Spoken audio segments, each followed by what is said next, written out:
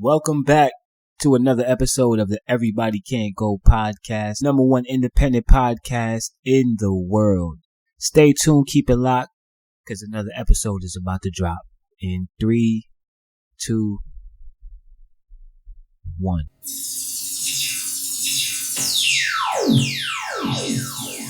Rejuvenated TV. Look at the time. How can you say your shit is sicker than mine? Ask your homie, ask your girl, ask your nigga that rhyme. This is Andre mixed with Kanye mixed with Jigga and Nas.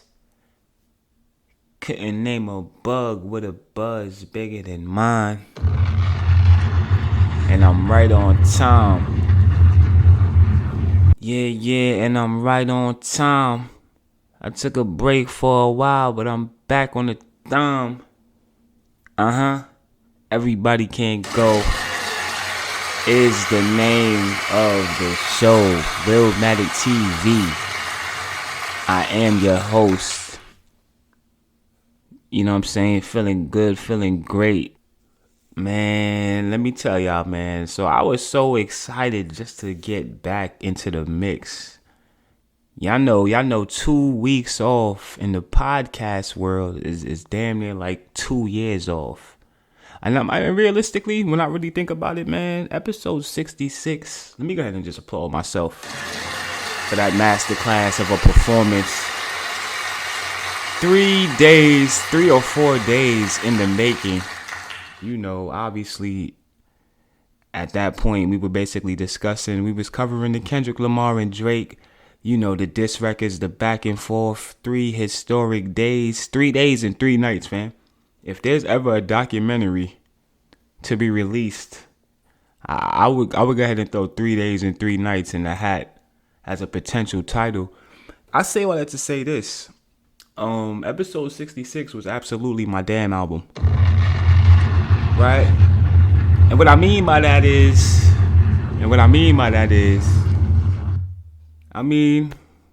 need I say any more? We seen what happened after the damn album, didn't we? Yes. Grateful to be back. Like I said, once again, we got a jam-packed episode coming up.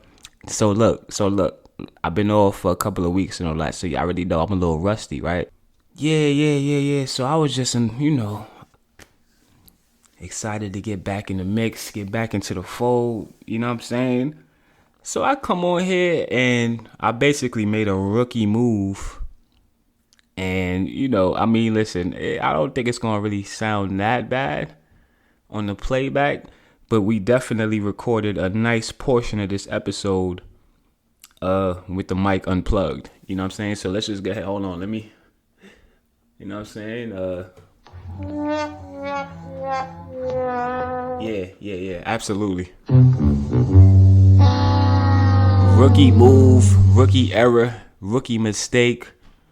But with all that being said, the show absolutely must go on. So we got about 4 hours or so headed our way. I chopped it down a little bit, chopped some off of the top, so we should probably be down about 3 hours or 45. Besides the point, episode 67, this is the victory lap. You already know what it is. Rejuvenated TV, number one independent podcast in the world. Once again, this is the EBCG. You could have been anywhere else in the world, anywhere else on the internet, but somehow you ended up here with me, and for that, endless thank yous. So check this out, right? If you've been tuned in, if you've been following along, you already know what it is. I gotta set the tone. You know what I'm saying? Off top.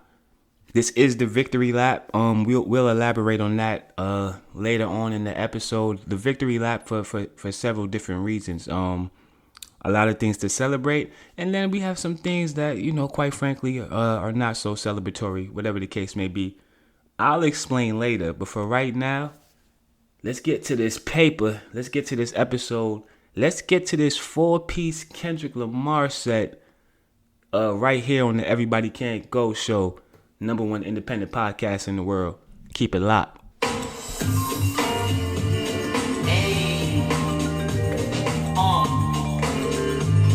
For the record, I used to do a lot of humping when I was little. Got a lot of women's over that shit too. And that's random.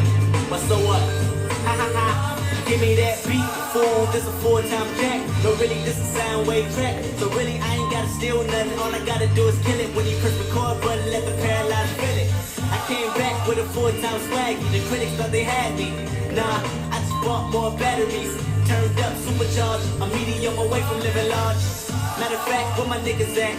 Where my bitches with the pretty weaves? Enemies bleed on the maxi pad. Pussy, you fuck with the wrong one. I'm on one. I make sure your kids breathe pneumonia. Good kid, Mad City. Evil in my heart from the blood. Niggas fucking with me. Crip niggas trying to kill me. Malcolm X, mind state. If I raise the crime rate, it's a legitimate reason why. I put on repeat. Kanye's touch the sky. But I'm looking past that. I'm trying to touch God. My heart to the heavens. The rapper or the reverend. Y'all married to the game. Well, I'm about to crash weddings. I put a lot of pain in the shit I write. If you going through something, this is shit you recite. This is bigger than life. This is Kendrick Lamar. This is Jimmy Hitch's guitar on tall for sure. I mean war like that. Yeah, straight like that, like that. People don't be shy. Release the balloons to the sky. I need the world to celebrate me. You never know when I'm gone. Hey, in 2010 I'm tryna ball, nigga. I shoot jump shots in the mall, nigga. That's a cool from Mad Soul, I suppose. Since you laugh, it's the ultimate goal on behalf of the top dog conglomerate. Shouts stay anonymous, surfing 7 continents, accomplishing big shit. Big ass, big tip, she on me. It's just to get to me, she'll fuck the homies. Homies, the life of a cool nigga. My nigga Tony said, just do you, nigga. Sure and cool, nigga. And they gon' play you for a fool, that's for sure. Till they know you got the stinkiest stew, nigga. Shit. I ain't trippin', I'm just tippin' on Fofos. Back to city and tippin' on 4 hoes. That boy got a cold, he sick car, slick car. Drop red jewels like a school ball, mix fuzz. Ooh, straight like that. People don't be shy. Release the balloons to the sky. I need the world to celebrate me. You never know when I'm gone.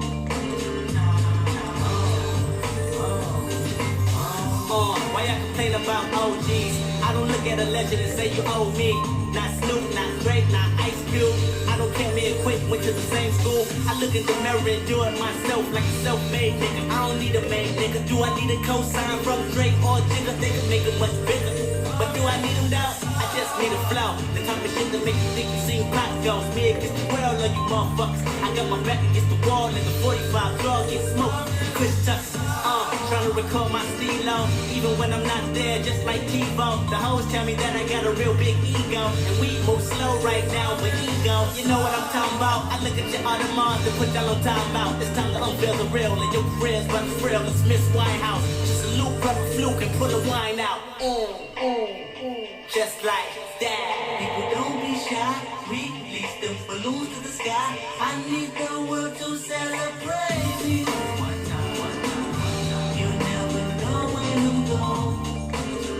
Number one independent podcast on the planet.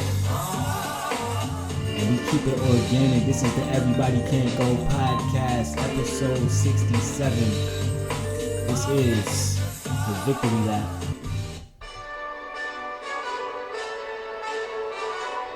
You could have been anywhere else on the internet, anywhere else in the world, but somehow you ended up here with me on the EBCG.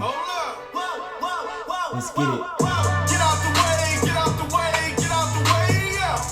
Get out the way, get the fuck up on my way, yeah. You either with me or against me, ho. You either with me or win. Fuck everything else. Win. These niggas ain't shit. Win. Stop chasing that bitch. Win. Big J ride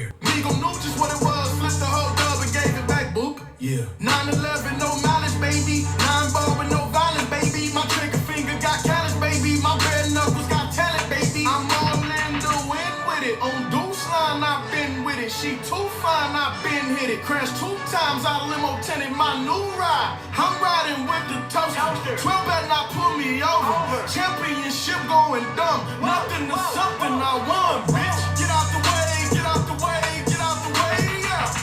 Get out the way, get the fuck up on my way, yeah. You either with me or against me, ho. You either with me or win. Fuck everything else. Win.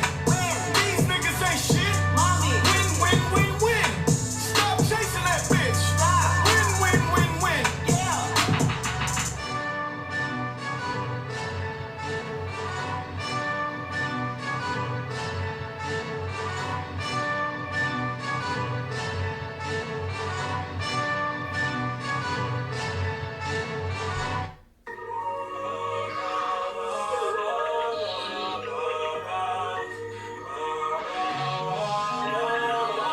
Nah, my nigga, this is dedication. This is anti-hesitation. This a real nigga celebration. It's a dime block declaration. 59th and 5th Ave, granny house with vanilla wafers. It's the remedy to separation. Tupac of my generation. Blue pill in the fucking matrix. Red rose in the great pavement. Young black nigga trapped and he can't change it. Know he a genius, he just can't claim it. Cause they left him no platforms to explain it. He frustrated, so he get faded. But deep down inside, he know you can't fail. How long should I stay dedicated? How long till opportunity meet preparation? I need some real nigga reparations. Or I run up in your bank just for recreation. Dedication, hard work, plus patience. To some more of my sacrifice, I'm done waiting. Told you that I wasn't playing. Now you hear what I've been saying. Dedication. Dedication.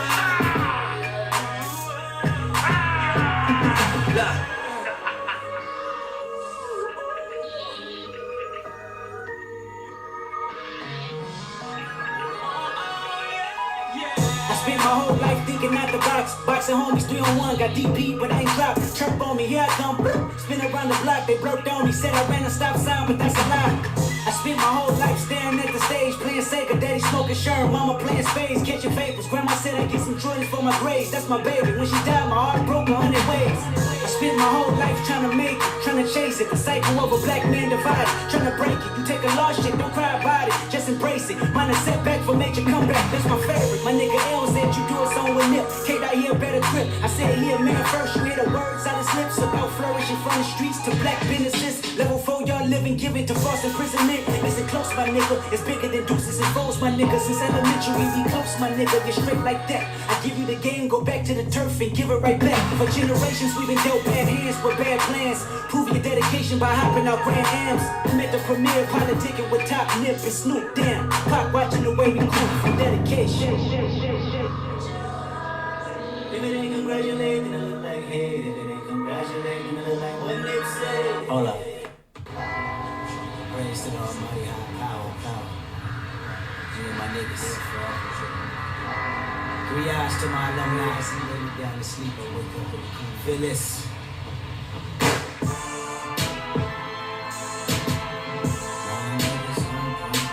I wanna hear it, turn me up. Turn me up a little more, nigga. My nigga Cole in this motherfucker. What's up, nigga? There we go, you heard me, nigga. Picture plenty pussies throwing pellet guns at me. Paranoia make it more than difficult for me to sleep. Pinnacle, I know I beat. Centerfold, I know I got. But they hate to frame me as the Mona Lisa of hip-hop. So retaliation is a must. When we bend the block, my niggas jumping out the roof. Drive past, guns blast, shooting up the charts too. BKD, we put D&D inside my suit. Walk inside the label, struck a match and then I'm blue. C4 everywhere, C4 everywhere. I got 3 R's with me, it smell like Dior and Derriere. Decoys die slow, you can detour to heaven's stairs. So walk inside hell's dungeon, I just might derail something. They pussies, I smell something. You dish on the daily, niggas, you pushing up daisy. I push the gas on Mercedes, nigga. Came in this game with a rolling chain and a dream. Became reality, made some casualties, my chopper scream. And now we dumping out the roof. Drive past, guns blast, shooting up the charts too. BKDOD, put D&D inside my suit. Walk inside the label, struck a match and then I blew. Now we dumping out the roof. Drive past, guns blast, shooting up the charts too. BKDOD, put D&D inside my suit. Walk inside the label, struck a match and then I niggas that thought that good kid gon' flop, or I might go pop, or your bitch won't drop. Need when my shit drop. Y'all too infatuated with the fucking numbers, which make it easy for me to divide and conquer. I come from Compton, we ain't have it all. Smokers pacing inside the cafeteria hall, and I'm putting fear in you all. See your skeleton shaking, jump out your body, you Ricky Bobby until you're naked. Y'all pray to God this week I be putting up bombs.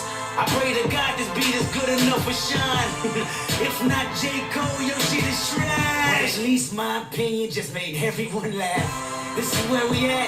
I guess it's entertainment. I guess this is speculation making a classic came with. If I ain't have the patience, I'd probably self-destruct. Real people want real music. The jig is up. Your worst fears confirmed. We laugh as you crash and burn. The real is back. K-Dot, it's your turn. Take your victory lap. King Cole, salute and cock his own. Can't catch you. As the sky is falling, the wind is calling. Stand for something to die in the morning.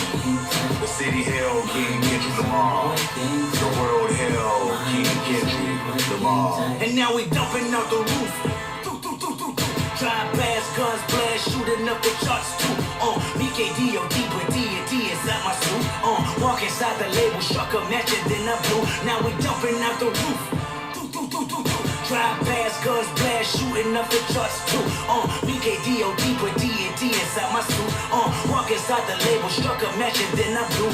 This is my life and I look at it like it's my last. And I'm looking right past the future as I reminisce on my past. And I don't even think how I used to, my mind is on rocky blast. And I don't even drink like I used to, and I don't even smoke, so you know this natural flow is for users that wanna go to rehab. Looking at the coat that he had, matter of fact that followers bother them, but I won't say my bad. See, I just lay in the cut, watch the product stack up. Motherfucker, what?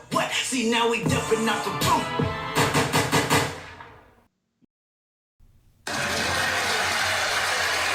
Once again, I'm on WILLMATIC TV. Ladies and gentlemen, appreciate you all for tuning in. Like I said, once again, happy to be back with you all on this broadcast, this audio journey. Come on, man, 67 of these things. I mean, I truly do feel like, listen, you know, like I said on the last episode, you know, there is, you know, a lot of great things that come with basically podcasting. You know what I'm saying? There's pros and cons. You know. And having that 2 weeks to kind of sit and reflect back on, you know, the journey, you know what I'm saying? I feel like, you know, it's so easy to kind of get caught up in the chase, right? And, you know, a lot of times what happens is you kind of stop, or you kind of forget to stop and kind of just basically take in the moment and everything that has been accomplished up until that point. So I say all that to say this. Round of a goddamn applause for me. Episode 67, Everybody Can't Go podcast. Episode 66, you know what I'm saying? That took a lot out of me. To say the least. And it's not even like, let me not paint it like that. You know what I'm saying? I wasn't on like my deathbed or nothing like that. You know what I'm saying? I was chilling. You know what I'm saying? I had to basically just put my fan hat back on for a second, because there were just so many moments and so many great things happening within the culture that I just felt like, yeah, sure, I'm a podcaster, so yeah, I gotta come on here and I gotta document these great moments, but at the same time, I'm also a fan first. And that's kind of how this thing all started. So I had to basically just get back into my, you know, basically sit back, reflect, gather some things. I say all that to say this. I'm back now. My palette is refreshed. You understand me? Mic check. My mic sound nice. I'm not even gonna hold you though. With that being said, so let me just get this out of the way. We had a little situation in the studio at the time of recording. Listen, I took some time off once again, like I've already stated. So unfortunately, what happens is, you get comfortable. I kind of forgot, man. I forgot some of my tricks I got in the studio, man. And I mean, listen, man, there's nothing, you got to understand. The comeback pod is probably the most, you understand? I had 2 weeks to basically formulate all of those takes. You understand? So I come on here, I give y'all all of those takes, all of those passionate, great takes. My vocabulary is impeccable. You understand? Like my reading level is, you know what I'm saying, where it needs to be. I actually know how to say sentences the right way. You understand? So I come on here with pride when I come on here to do these episodes. Like, I really want y'all to hear everything that's coming out of my mouth when I'm talking, right? I say all I have to say this, man. Do y'all know I came in here and I recorded 2 goddamn hours of an episode, no mic plugged in. Damn, son, where'd you find this? No microphone plugged in. I mean, obviously, the episode is going to come out regardless, you know what I'm saying? Because this is the Everybody Can't Go podcast. I can't leave y'all out in the cold. I can't leave y'all high and dry. I can't leave it up to these other podcasts to basically keep y'all up to date with what's going on. And obviously, when it comes to, I mean, a lot has been going on and a lot has taken place since I've been, since my layoff. Let me slow down because I've been away, right? I mean, I ain't been on, it's not like I went out of the country, fam. Like, I've been in tune. Like, don't get it, I'm still that guy, right? There's nothing that doesn't come across my desk when it comes to, you know what I'm saying, these topics. And we certainly have a lot of topics to get to on this episode. So with all that being said, yeah, I had a little error. Mic was unplugged. Fortunately, obviously, the laptop microphone, is a thing, right? So I was able to pick up the audio, but unfortunately, a good portion of the following episode and the audio that you're getting ready to hear will, sound slightly, off of regularly scheduled programming, let's just say, right?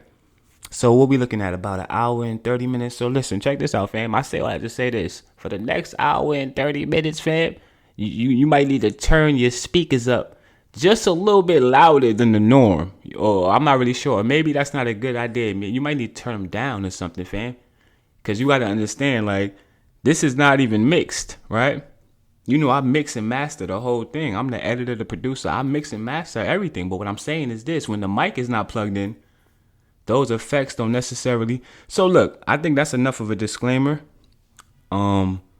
With all that being said, we still have a nearly 4-hour episode ahead of us. Buckle up, sit back, you know what I'm saying? Get your popcorn ready. Because we talking about it all this week, from NBA playoffs, from WNBA, season opening games, matchups and duels and feuds and Drake and Kendrick Lamar, the aftermath, the victory lap. And we're going to definitely highlight some of those stats and those statistics, that have basically been taking place since that, historic battle. Y'all already know this is the Everybody Can't Go podcast, Willmatic TV. I am your host. Let me look at the mic, though, let me make sure we plugged in. Mike, I think we ready. We'll be picking up where we left off, which was, we were getting into, what was that? Metro Boomin and Drake. BBL Drizzy has been out here making headlines and head waves, fam. So much so that even Drake himself basically couldn't even resist. We got a new Drake verse over the BBL Drizzy sample, which I'm not really even sure at this point. Listen, man, like I said. So let's get into the episode, picking up where we left off. BBL Drizzy. This is the Everybody Can't Go podcast. Y'all already know what it is. Keep it locked. Yeah, BBL Drizzy is out of here. It's platinum. You know what I'm saying? We got instrumentals. You know what I'm saying? We got soul samples going platinum, man. Come on, man. Y'all seen Bay when y'all seen Bay. You know what I'm saying? Come on, you got the OGs. A lot of OGs is upset too, though. I'm not even gonna hold you. You got some. It's kind of like it's a lot of mixed feelings about this whole situation. And like I said, there was certain things that I quite frankly never thought I would see. Um, I feel like a lot of people were kind of upset. You know what I'm saying? And sometimes it's hard to tell these days, man, who's being genuine and who's not. Who's being genuine and who's just here for the moment, the big moment. Because all of a sudden, you know what I'm saying, when people's names start kind of circulating and you know for a fact that if you speak on this individual, you kind of get thrown into the conversation. We had this conversation about Lupe, my guy Lupe, but we gotta just who by the way, is absolutely gearing up to drop an album. That's next Friday, in about a week, right? May 24th at the time of recording. No. June, I believe June 28th, if I'm not mistaken. And the name of that project is Samurai. He did release I'm not sure, I guess I would assume a single. I kinda like breezed by it. I ain't really like I said, man, I've been on the listen, I had to take a step back from everything, fam. So I ain't even really get a chance to get on any of the new music necessarily, but I did hear it. I kind of sit with that. You know, Lupe Fiasco. You can't just hear a Lupe Fiasco song, man. And like I said, I'm questioning if this is even a single. This might just be a freestyle. You know what I'm saying? Lupe on the bus or some shit on the road. You know, Lupe I just do a free. He one of them. He'll freestyle anywhere, fam. Wherever I'm inspired, I'm just gonna drop 30 entendres on you real quick.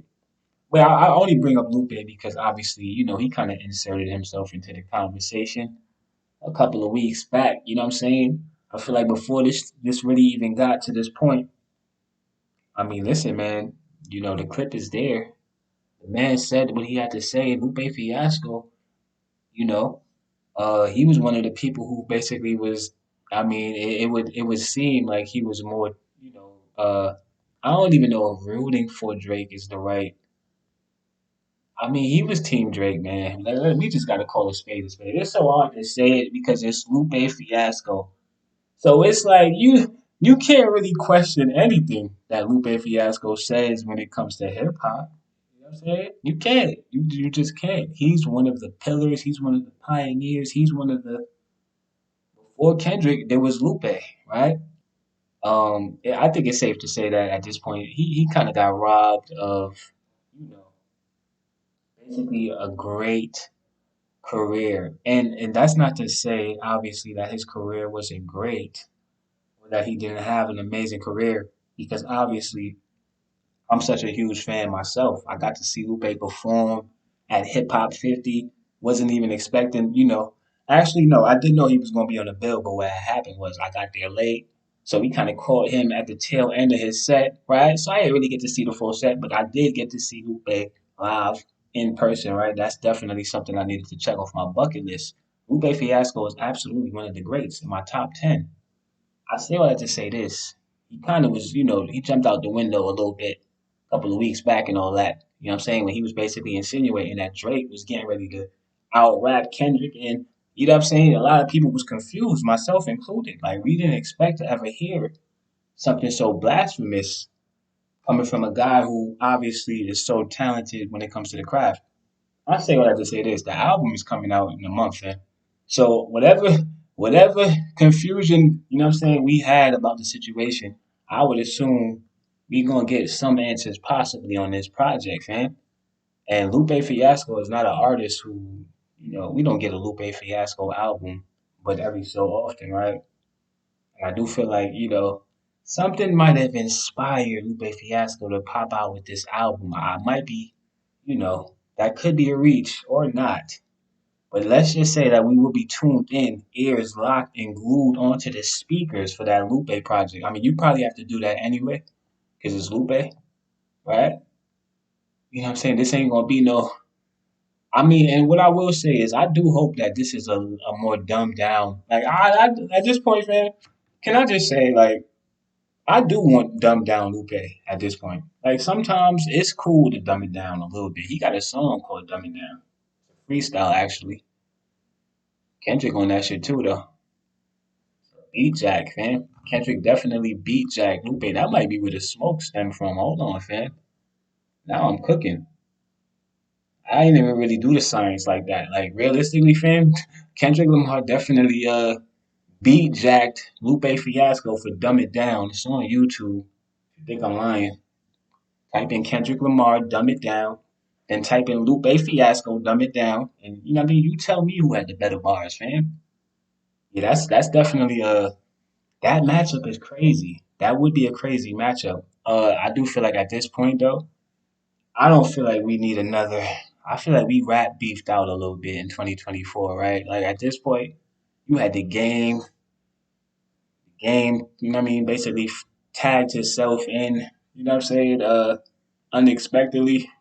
You know when your partner got his back turned, you know what I'm saying? That storyline where a tag team is basically not seeing eye to eye and shit. Motherfucker tag himself in, lose the match and shit. Like Game came and tagged himself in.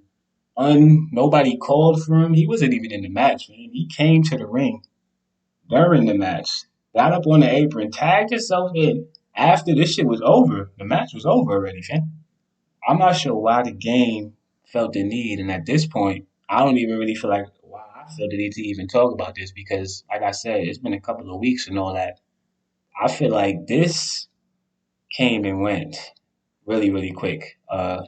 This one didn't stick. This one didn't really move the culture in the way that I feel like the game probably thought it would, right? I would assume he sat back, he seen some things, he heard some things, and he got inspired. Listen, we're not mad at the getting inspired to come and rap.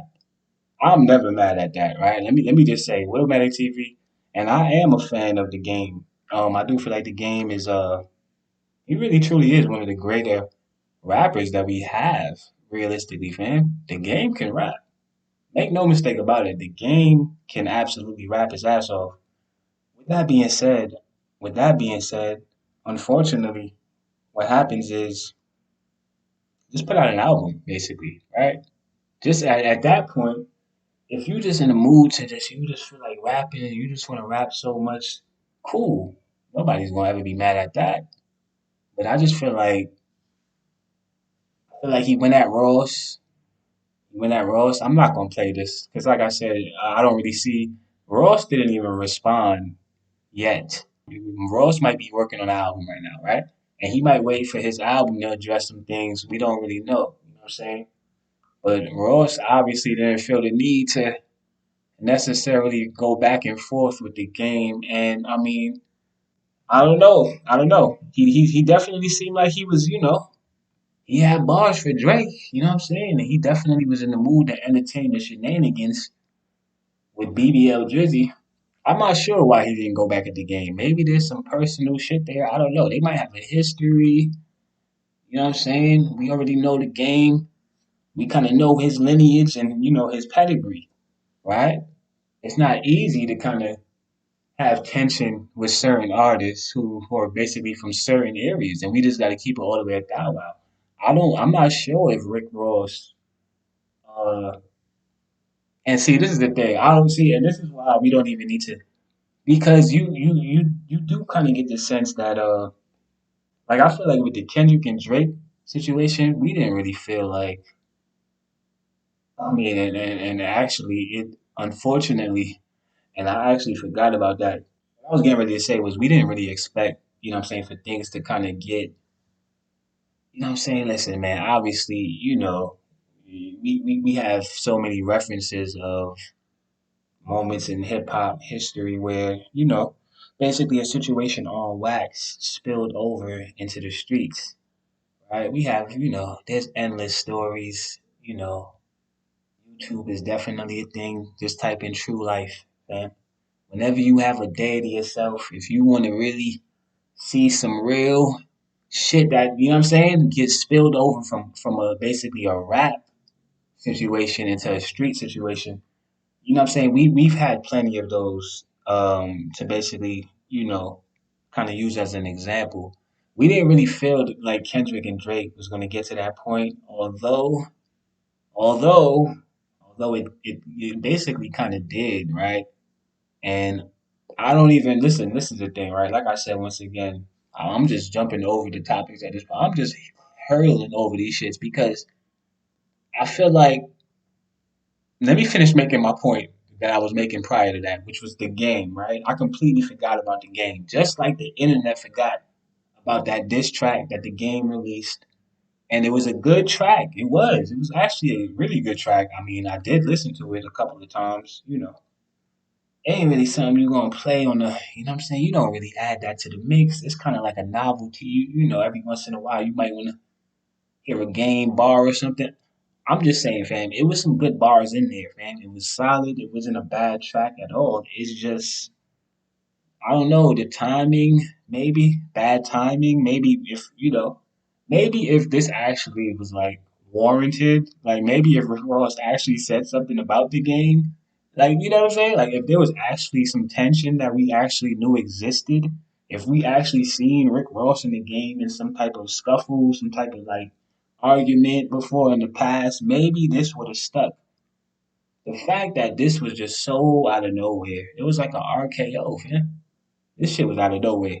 Nobody saw this coming. The game has been quiet, which is another reason why I do feel like that, it didn't really land the way that it, should have. Because we're in a time now where, listen, fam, there's only a few select artists that can do it, right? And obviously, everybody is not Kendrick Lamar, right? And that's just the reality of the situation, fam. And I feel like the game, and I really have another take that I'm trying to hold off right now because like I said, man, I fuck with the game. I do, man. When he was on his, you know what I'm saying, when the game first came out, I mean, listen, man, I listened to 360 bars. I might have listened to that shit 360 times, man. That was on repeat. And when I was on my boat, you know what I'm saying? I had my rapper phase and all that. I definitely was studying the game and 360 bars. That is one of the greatest.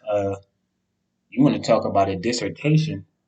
That shit is 25 minutes, man. 25 minutes of bars about a whole group,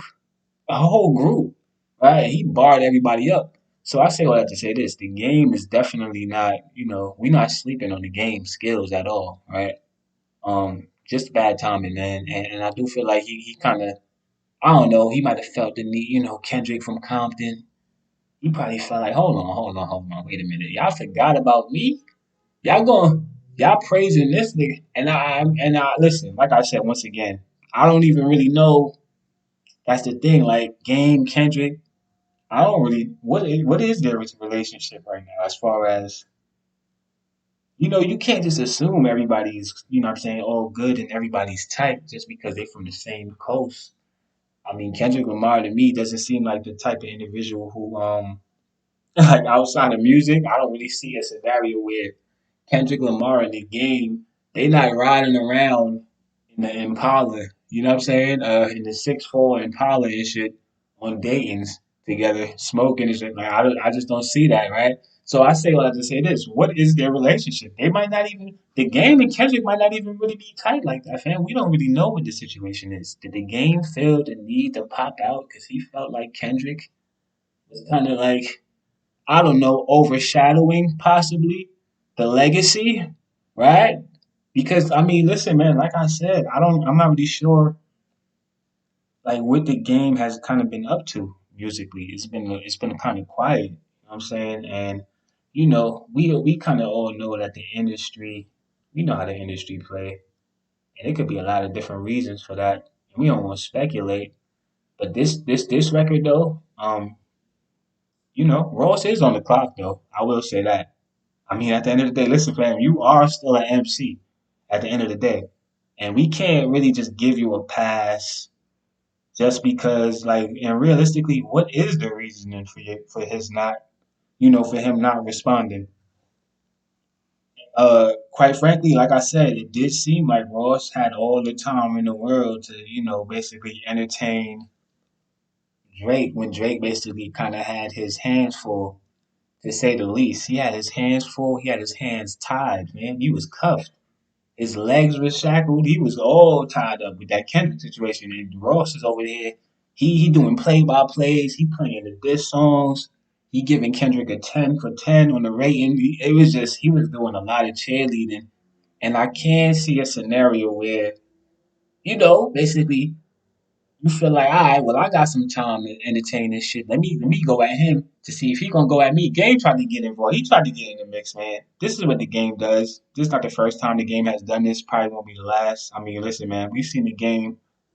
You know what I'm saying? I feel like we've seen the game in just about every scenario. You know what I'm saying? That you can think of. So that was that, right? The game diss track, definitely came and went. You know what I'm saying? I feel like Ross will respond, but I just don't feel like yeah, he's probably working on that response. He gonna need a little time to kind of match the level of because Ross is not really a bar guy, right? He kind of just he's like a comedian basically, right?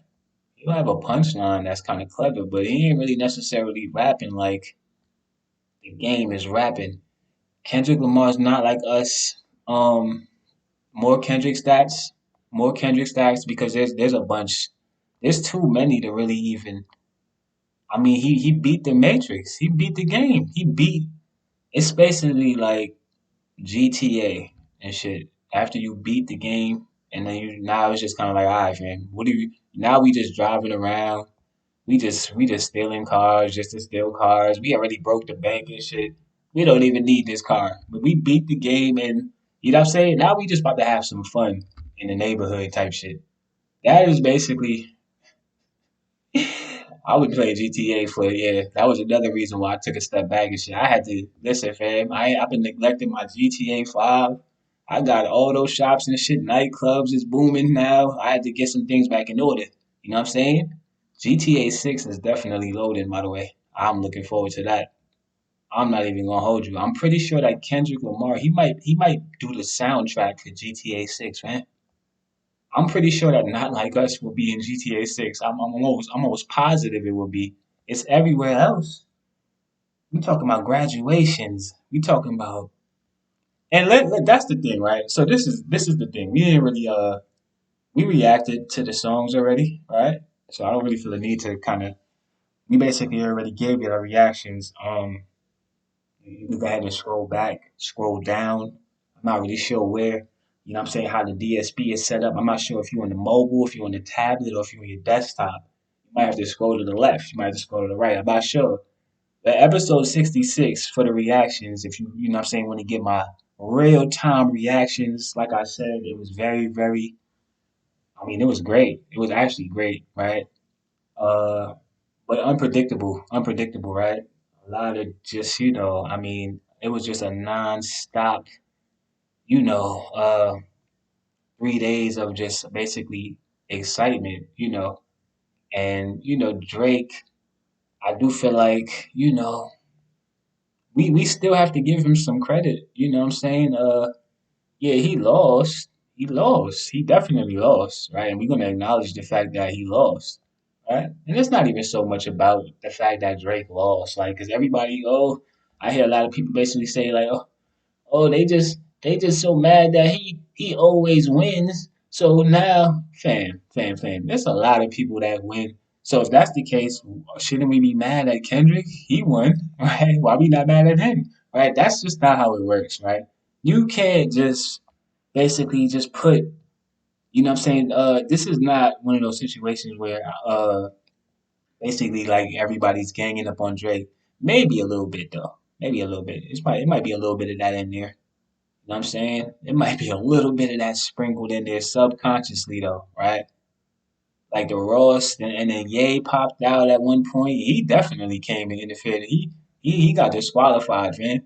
He he came down the aisle with a chair in his hand. He made it hot. He ain't even try to hide the weapon, man. He slid right under the ropes, hit Drake with a chair, man. Disqualification, man. Get Ye out of the ring.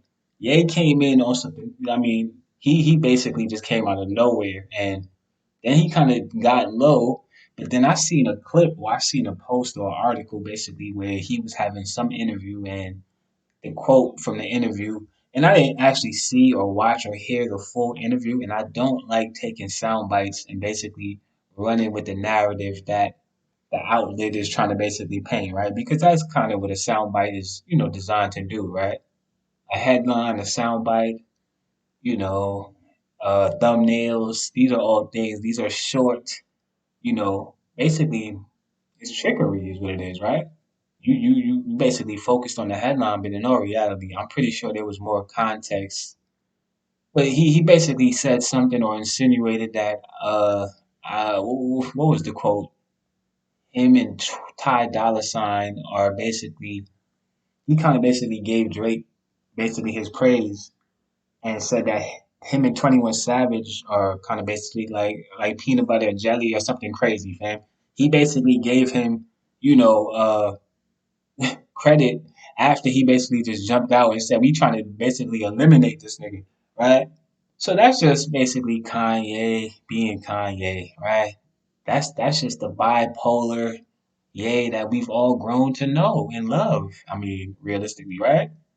Because at the end of the day, when it comes to that soul sample, that production, we still haven't seen, anybody really match the level of what Kanye has been able to do. I do feel like Metro Boomin is definitely headed in that direction as far as this generation's version of that. Only difference with Metro is we don't really he shut up and make drums. Like he don't really rap. Kanye was dropping verses. Kanye had albums, classic albums. I mean, Kanye was a different monster, right? And I feel like I'm speaking about Kanye in the past tense. Kanye is still with us, right? Let me not do that, right? He's still here. But I do feel like it's I don't know, man. I don't really feel like we're not gonna really get that feel again from Kanye musically, right? I've heard some new verses. He just had a verse on who was that? Shout out to Ghostface Killer. Definitely dropped an album. You know what I'm saying?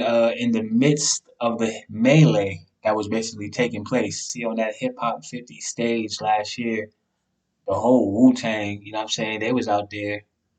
They had the whole, I mean, fam, original members, new members. It was 40 motherfuckers on that stage, man. And they went crazy. Ghostface put out a project. I didn't really hear the whole thing. I kind of, I skimmed through just about everything. Like, let me see, it's something on here for me. I just look for the something that's there for me, right? Then I come back, I spin the block, and I'll sit with the album, right? But I definitely grab something off of there. He definitely got what was the name? What's the name of that right there? Is it Sound Clash or some shit? Champion Sound featuring who is this right here? Bennington. I mean, listen, man, that is an amazing cut right there. Absolutely went crazy on the production. Definitely my favorite joint of the album. Kanye is also featured on this album as well. He has a verse. Let me give you the name of the song real quick. I'm saying, what is the name of the song with Kanye? I don't know. I don't remember. It's cool though. Just go ahead and play the whole album from top to bottom. Don't be like me and skim through the album to only look for the, you know what I'm saying? The shit that you want to hear and shit. Listen to this whole project. I've been wrapped up. I've been busy, fam. 66 episodes, fam. My last episode was 3 hours. That shit was 3 days. I had to edit that shit. It took 5 days. It was a lot. It was a lot. So I didn't really have time to really. I had to put my palette on. You know what I'm saying? I had to kind of take a time out. Is what I'm saying, right? I got that champion sound over there though, and that shit is knocking. Kanye got a verse on there. I'm not really. I hear a lot of people giving it like high praise. I don't want to like basically rain on anybody else's parade. Everybody's entitled to their own opinion. Personally, though, I didn't really feel like, what I'm saying, that wasn't really. I mean, it wasn't a bad verse. It wasn't terrible. It just wasn't what is gonna get me to like really nod my head. You know what I'm saying? Pause, like respectfully, like yeah. That just reminded me. Yeah, that's later on. We definitely gotta. I'm trying to see like, do I need to do this? Might have to be like a part one, part two, part podcast type shit. Like it, I don't see how I'm gonna like. I don't want to talk about this shit. We're gonna get to that a little bit later, right? So let's continue to celebrate this great genre because they don't want us to do that, man. They so mad we had a victory, man. They so mad that Kendrick came and revived hip hop without coming and try to rain on our parade with this dark cloud that we're gonna get to. We're gonna close with that, right? We might not though. I might not even discuss it at this point. I might literally just like, do we even talk about that anymore? Like at this point, yeah, now we have to. We're gonna close with, some other things. You know what I'm saying? Let's continue to celebrate. Let's continue to run this victory lap. I feel like I was getting ready to make a great point. Oh yeah, yeah, yeah. So we was on right. Yeah, so the Yay verse was mids to me, but it is what it is. It is what it is. Pause up. As I'm speaking or discussing a new music, I mean, I guess is this the new music segment? Right? I kind of just stumbled into it, fam. I done lost my structure, my segues and shit. You gonna get it back, man. Listen, fam. Like I said, man. Yeah, I already know. But definitely though, since we discussing new music, new albums, new projects that dropped, because it's not just all about Kendrick Lamar. No, no, no. Listen, listen. Other artists are out here thriving and prospering as well.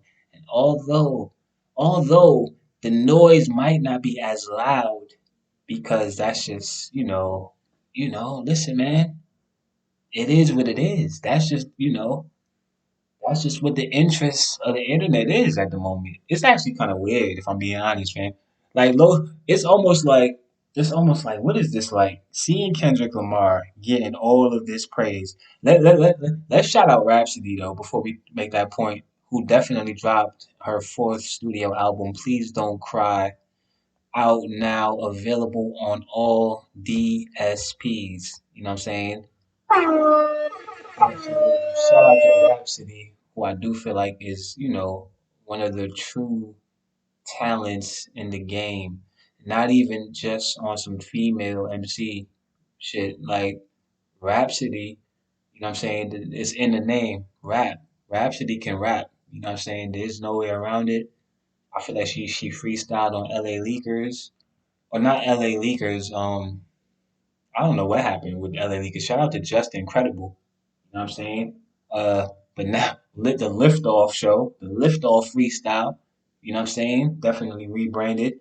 But yeah, yeah, yeah. I say all to say this. Rhapsody, I'm definitely a huge fan of, Rhapsody's ability. You know what I'm saying? When she gets inside of that booth, she's no stranger to Kendrick Lamar as well. She definitely was on, To Pimp a Butterfly, which obviously one of his, most critically acclaimed albums, although it did not make the Apple Top 100 list, which um I guess we can get into that now, right? I feel like new music. Who else dropped though before we get into that Apple list? Because I feel like Apple, I just unsubscribed from my shit, fam. Y'all would not be getting 10.99 from me for a couple of months, man. Yeah, I had to put Apple on a timeout. You know what I'm saying? It wasn't because of the list though. Let me not. It just happened to be around the time where I just needed to put them on a timeout. You understand? It was just a coincidence that they just happened to put that list out like 2 days ago, and it was, listen. Yeah, we agreed with certain things on there, but I mean, it was just they got like 30 out of the 100 right, fam. Right? And I just feel like at this point, what are you gonna do? What are you gonna do? You gonna get mad and email them? Like fix the order of the list. Like at this point, fam, what is the whole point of putting this list out? It's to just basically get everybody riled up. You know what I'm saying? It's for us to, come on our platforms, come on our podcasts, give Apple basically promote them for free. I'm not stupid. I know the game, fam. Apple is trying to get their free promo on right now by putting out a hundred. I'm pretty sure there were new albums, other new albums that dropped. I feel like Gunna dropped as well. Shout out to Gunna. Let me get an air horn for Gunna, man. Because now I feel like they cleared his name now, right? Now that they cleared his name, we can actually air horn when we say Gunna on the podcast. Shout out to Gunna, who was out here killing shit. Nah, I'm not really a fan like that, though, to be honest. I'm not. And it has nothing to do with anything, that took place or transpired, previously with any court case or anything like that. I'm just not really, I just don't get it. If I'm just being honest, I don't. I don't. I listen to the music, I hear certain, certain sound that I understand why the sound, basically makes sense What I'm just saying is this: I'm just not quite there yet with the. I don't know, man. It's tough for me to really. Gunna's just not really, basically for my palate, But I will say though, I recognize and I understand that that young man is out here at the top of his game. You know what I'm saying? He's out here. His name is buzzing. He just put out a project. I definitely did not hear this. Although I feel like I'm gonna hear this shit. It's gonna be out. People gonna have it playing outside and things like this. So I would probably hear it down the line. I don't even know the name of the album, but I definitely been hearing like some good reviews about it, right? So we just wanted to acknowledge that. Um, I don't think that the album that he put out is gonna make. Well, it definitely didn't make this top 100. It might not make the next one either, though. I don't know. Man. This top 100 list. Do I need to pull this shit up, man? I'm not about to read 100 albums to you on this podcast. I'm not gonna do that. But what I will do is, I'm pretty sure I have a top 10 in here somewhere. I got my screenshots and all that. Hold on, fam. Let me see what we got here, man. I got like 200 screenshots for this episode, fam. Understand that even on break, I'm still podding, right? It's really not a break. Like I didn't go to Key West. Like, I had to reorganize my file cabinet. I had a couple meetings I had to take this week, 3 meetings this week, man. You understand? Yeah, I wasn't about to get this shit until, like I said, episode 66, damn album. We ain't get another album for 5 years after that, fam. That was definitely a consideration, fam. Like, do I need to pull a Kendrick on the podcast space, fam? Take 5 years off? That probably won't fly as a podcaster, man. You take 5 years off, nigga, your podcast is all for the DSPs, all type of shit, fam. They done removed your content, you done got flagged. You're not even there to get the copyright off. So look, man, look, I was getting ready to right. This Apple list, right? This blasphemous. Okay, so let's just get this out of the way, right? Because like I said, there were some, rankings on the list. The Miseducation of Lauryn Hill, ranked as the greatest album of all time. Now you're not gonna get an argument from Willmatic TV there, right? I truly do feel like, yeah, I would have to agree. Just based off of, I mean, listen, let's just face it. Let's just face it. She only gave us one project, and the fact that that one project has basically stood the test of time the way that it did. I mean, this thing has impacted so many different generations, since the time of its release. Um, I mean, it's just truly it's really timeless music. And to basically see, Lauryn Hill kind of basically still around to kind of receive her flowers. Lauryn Hill definitely was at that hip hop 50 as well, by the way. I just wanted to throw that out there that, yeah, I definitely actually got to witness greatness live, just last year when Lauryn Hill completely shocked the whole crowd, you know what I'm saying, and walked out on stage and performed If I Ruled the World with Nas, amongst some other records. She did a couple of Fuji records as well. But I mean, listen, it's just crazy. It's just crazy. And I literally had just did that episode, my Hip Hop 50 episode right before that. And I basically told y'all the story about how that song literally was the song that introduced me. That was basically like the first song that kind of introduced me to the genre, right? So for me to get that like the next day was truly, truly a moment for me, right? So yeah, I say all that to say this. Lauryn Hill's Miseducation of Lauryn Hill album, I do feel like its placement is, I mean, and it's just like, all right, so look, this is the thing, right? If I'm just being all the way honest, are there other albums that can be put there? Absolutely, right? But that's the whole thing, right? It's not, there's no definite answer here, right? Everybody's going to have a different opinion about this at the end of the day. Nobody's going to really agree on 100 albums and their placement. I'm not mad at Lauryn Hill at number one, though. And then obviously, yeah, there's certain albums that didn't get any mention at all, right? Which I do feel like, you know what I'm saying? J. Cole, you know what I'm saying? They could have threw Cole in there somewhere, man. I don't know. Forest Hills Drive. I knew they wasn't gonna throw Born Sinner in there, right? That would have been in my top 100 personally, right? But this is Apple Music at the end of the day. To not throw one J. Cole album in that, I don't know. I don't know. There was definitely, very, very, they tried to basically mix it up, right? There was a lot of, all of the genres. Although R&B didn't really get as much representation as I guess hip hop did, and Jermaine Dupri, he basically spoke out about that. I feel like Jermaine Dupri is like the official, like he's like the official spokesperson for R&B, low key, man. Anytime a list comes out and R&B is not, Jermaine Dupri will always be the guy to come out and kind of basically express his gripes about that. Like, yo, fam, y'all done forgot about Mariah Carey. You know what I'm saying? Diana Ross. I ain't gonna hold you. He was bringing up some good TLC. Come on, man. They ain't have no TLC albums on that list, fam. I'm not even gonna hold you. Damn, son, where'd you find this? That's kind of crazy, right? TLC should definitely be in the top 100. But like I said, once again, it's 100 albums. This is Apple Music. This is their opinion. We don't even really know who actually makes the list at this point. This could be the AIs making this list at this point, right? Like this might have been generated by, you know what I'm saying, Chat GPT or something, fam. It's all type of, you know what I'm saying? You don't even have to really have a real opinion anymore, do you? This is the internet's list. This is not even really Lauren Hill at number one is definitely, you know what I'm saying? Another reason why this episode is the victory lap, you know what I'm saying? So let's go ahead and just applaud one more time. You know what I'm saying? Lauren Hill.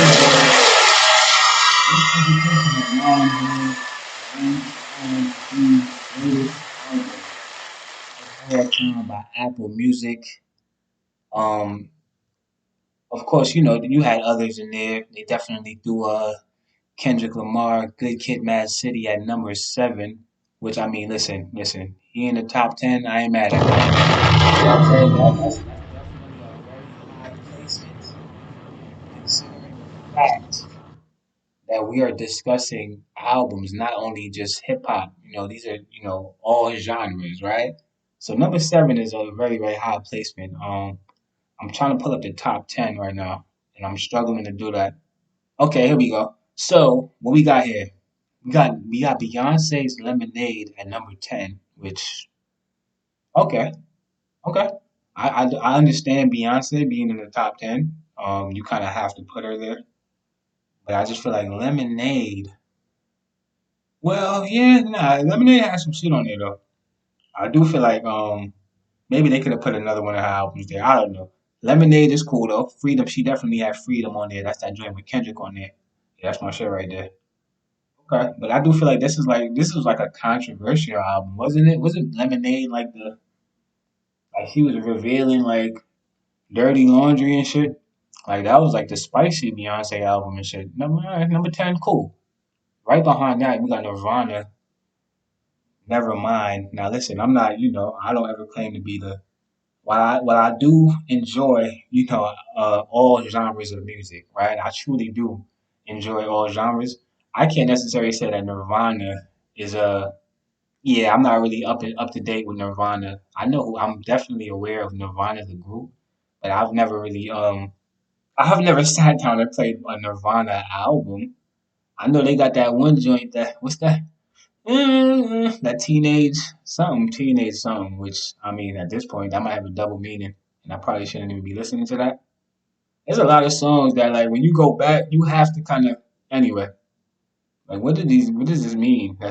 Amy Winehouse coming in at number 8 with back to back again. Amy Winehouse, I do feel like was a rare talent that we lost too soon, right? Back to back. I'm not familiar with the album, but I mean it made the top 10, so obviously I didn't need to be, right? They put this here for a reason, right? It kind of does make you want to kind of go back to some of these too, if I'm being honest. Like that, I do want to like. I'm curious. What was the single for this? Was this the that Rehab? I know she had that big single that was. I mean, that was a monster of a single. It was everywhere. They remixed it. They had all. the EDM version, hip hop version, punk rock. So Kendrick Lamar coming in at number 7, Good Kid, Mad City, Stevie Wonder, Songs in the Key of Life. Absolutely amazing album. I didn't hear the whole. I never really sat with that whole album, like from front to back. It's kind of before my time, right? But I'm definitely familiar with a lot of the songs on there, and obviously Stevie Wonder is one of our greats. Frank Ocean coming in at number 5, just ahead of Stevie Wonder is crazy, low key. Like you have to be feeling like, damn, y'all put me right before Stevie. Frank Ocean Blonde. Once again, yeah, I've heard a lot of reviews about this project. I'm not gonna sit here and act like, okay, it seems like that would be an appropriate placement. I personally would have put that at number 10 right there. Had Beyonce at number 9, Nirvana at number 8 or something like that. That would have just been me personally. Prince at number 4 with Purple Rain. I mean, enough said. That could have went anywhere in from 4 to 1. Realistically, you could have put that anywhere. And this is what I'm saying. It's kind of subjective, right? I do like the fact that they put okay, then they have the Beatles. Okay, I get it. Beatles at number 3, Michael Jackson with Thriller at number 2, and then Lauryn Hill at number 1 with the Miseducation of Lauryn Hill. Once again, that's just a call everybody who made this. Because at the end of the day, fam, if you made that list, regardless of the person on the list, it's still an acknowledgement, right? And I'm pretty sure that a lot of those, like if your shit was number 75, fam, your streams are still going up, is what I'm saying, right? We already know that this is the day and age of, monkey see, monkey do. And they will go and click on your shit when a list like such as this comes out and it generates all this talk and all these conversations, right? I'm all for the Apple list at this point. I'm all for the Apple list. I'm all for that.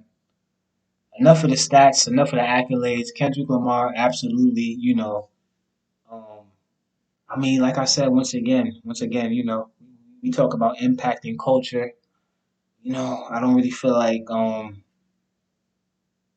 yeah, I don't really feel like it gets any bigger than what we have seen and what we are seeing this year, right? 2024 so far, right? Because the year's not even over yet, fam. We still in the second quarter, fam. We headed into the third. Like we still got a fourth quarter that I'm pretty sure is gonna be very, very, we'll just have to see. We'll just have to see, quite frankly, because realistically, fam, there's no telling what is gonna happen next when it comes to this thing called hip hop. I feel like I definitely wanted to just say this too. 616 in LA is a absolutely supremely painfully underrated track. I mean, I can't tell you how many times. And like I said, episode 66 is a thing of the past now. It's documented. It's documented. The reviews are there.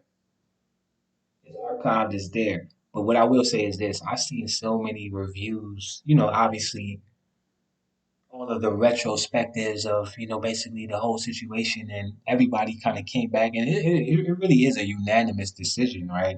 This isn't even just me as a Kendrick fan saying this. Kendrick Lamar destroyed Drake. He destroyed him. Did he end his career necessarily? He put it on life support. He did. He didn't end it, but he beat it up pretty bad. Like it's in the hospital. It's recovering. It's down. It needs some time to basically learn how to walk again. That shit is beat the fuck up, man. He didn't end it. Let's just be very, very clear that Drake is no longer viewed, all puns intended, viewed as the same guy anymore after this. It's actually kind of, like I said, I myself even feel a little pity for the guy. I mean, but then when I think about how the whole situation played out, I lose that pity because it's just like, fam, you literally got in the ring with this is like the equivalent of you remember the fight? What was that fight, man? Victor Ortiz. Victor Ortiz went in there and fought Floyd Mayweather, and obviously Victor Ortiz came into that fight as the unanimous underdog, right? There was nobody on the planet that had him winning that fight. Maybe a couple of people for him, like a couple of people in his camp or whatever the case may be back in his hometown. But the odds in Vegas were clearly not in favor of him winning that fight. I say all that to say this: Victor Ortiz. We seen how that fight ended, right? And I feel like the Drake and Kendrick situation ended very, very similar to that, actually, right? Like you went in there and you just did something like you that was a really, really rookie amateur move, Drake. Like you just looked like a rookie the whole time. It was almost as if, I don't know, like Kendrick was battle tested and Drake wasn't. And we're judging this thing, right? And we watching this fight. We watched a fighter in that ring who didn't look like he trained for the whole training camp. He didn't look like, he basically took his opponent seriously. Um, his footwork wasn't sharp. He didn't look, his jab wasn't really jabbing. Like, he just didn't look like the sharper fighter in any facet, of a fight. I'm losing my, let me get some water. Yeah, man. He just didn't look, it just looked like he went in there and he was in there playing around. He was taunting Kendrick. He was doing stuff like putting his hands behind his back. He put his chin out to Kendrick and he was like, hit me. He was doing that in the ring. And Kendrick knocked him the fuck out, man. You know what I'm saying? That's kind of what happened, right? So, I mean, yeah, I'm not even sure how I got to that, but I really wanted to just basically make the point that 616 in LA. Go back and listen to the production on that track. I mean, are you kidding me? Are you kidding me? That might be the best produced track of the whole battle, low key. Obviously, not like us. Mustard on the beat, ho. Like Mustard, we already know the sound, that signature LA sound that, Mustard is capable of providing. And you get an artist like Kendrick Lamar, I mean, that's a home run hit in any capacity, right? And that's the shit that's so crazy to me about this, right? Me being a fan and me knowing what Kendrick Lamar, basically just knowing his music, his catalog. Um, I truly do feel like a lot of the songs that were basically like I feel like he basically had these songs. I mean, it's confirmed. It's not even really any need to speculate anymore. I do feel like a lot of these records basically could have been, could have done what they have done without him even really mentioning Drake, right? To me, that's the craziest part about the whole thing. If you listen to, or maybe not like us though, I don't know. He's rapping on there. He definitely got to that. There's a little pocket in the middle there where he kind of speed up the flow a little bit. I feel like that energy, you ain't really need to. We didn't really need the OV ho. He did that because obviously it's a battle, and I want to basically show you that there's nothing that you can do that I can't do better, right? That was basically what the whole point of this was. You know what I'm saying? Y'all overhyped this guy up. Y'all made it seem like he was, the better. He's been in the ring before, and I was basically coming in as a rookie. Well, I'm basically getting ready to show y'all. Basically, this is the Iverson Jordan moment, fam. If that's what we doing, let me show y'all what these Reeboks do, fam. I'm about to hit him with the left, the right. I'm about to hit you with everything, some shit that you probably thought you could do, but you didn't know I could do. You know what I'm saying? He hit him with his own shit. He out rapped him. He out strategized him. He had better timing. You know what I'm saying? Everything. And he checked off all of the boxes, right? Um and I mean this is basically where we are now. BBL Drizzy, so obviously Drake. I don't know, man. I guess this is a part of the summertime good vibes, that Drake was basically alluding to after the Heart Part 6 received, underwhelming reception. You know what I'm saying? Basically, nobody was really fucking with it type shit, except for like academics and like Maul from the Maul and Rory podcast, a couple other guys. But after it became clear that Not Like Us was literally about to become the biggest fucking song in rap in history, fam. Not even on no diss. This has become the biggest record in music at this point, right? And once that it got to that point, then it was kind of like, all right, fam. Now let me pop back out. I'm looking for the goddamn post, fam. Where is it? All right, here it is. So this is Drake. This is Drake basically waving the white flag. If the Heart Part 6 wasn't enough, a record where you basically, realistically, it sounded like he was crying, like before the record. Like he sounded like he was crying all day before he made the record. That he got in the booth and wiped his tears away. Like he didn't sound good on there. He didn't sound good. The energy wasn't right. Tonality wasn't there. He didn't really sound like he. At that point, he sounded very, very defeated. And then he basically addressed a lot of the stuff that Kendrick was saying on Not Like Us, which, listen, man, at this point, ain't nothing we could do about it now. Listen, man, this is bigger than the EBCG. This is bigger than Willmatic TV. This is bigger. It's bigger than Kendrick at this point, man. This record has taken on a life of its own, and this thing is an absolute monster. I will say though that I never really thought I'd see the day when basically Kendrick Lamar. It's just so ironic to me being that I've been such a fan for so long, man, and I mean, you couldn't really walk in a room and find two people who basically uh would basically be in agreement that Kendrick Lamar is, basically everything that they're saying he is now, right? There was a point in time where that was laughed upon. Do you know the room? I mean, I usually flip the room once get into my bag, hit him with a little Kendrick set. Like, oh, I didn't really know that this existed right here. I know you didn't, fam, because you don't go into the crates like I go into the crates. I do my homework, I do my research, fam. Kendrick Lamar is one of our great talents, right? And there's just so much music to basically reference that, right? So 9 times out of 10, you run into situations where like you have to basically prove, what I'm saying, this shit before you can even really get anybody to agree, right? I say all that to say this. The irony to me in all this is the fact that the individual who, I mean, how many records has Kendrick Lamar put out? You know what I'm saying? The one record, his biggest record, basically in his whole entire career was a record that essentially was, I mean, this is his most dumbed down record ever, fam. I mean, this is Mr. Morale. This is Mr. Morale, fam.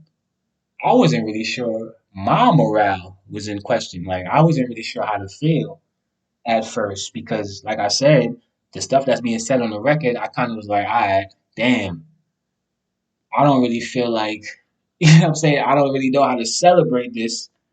I mean, and then the mustard drums just basically take you away, fam.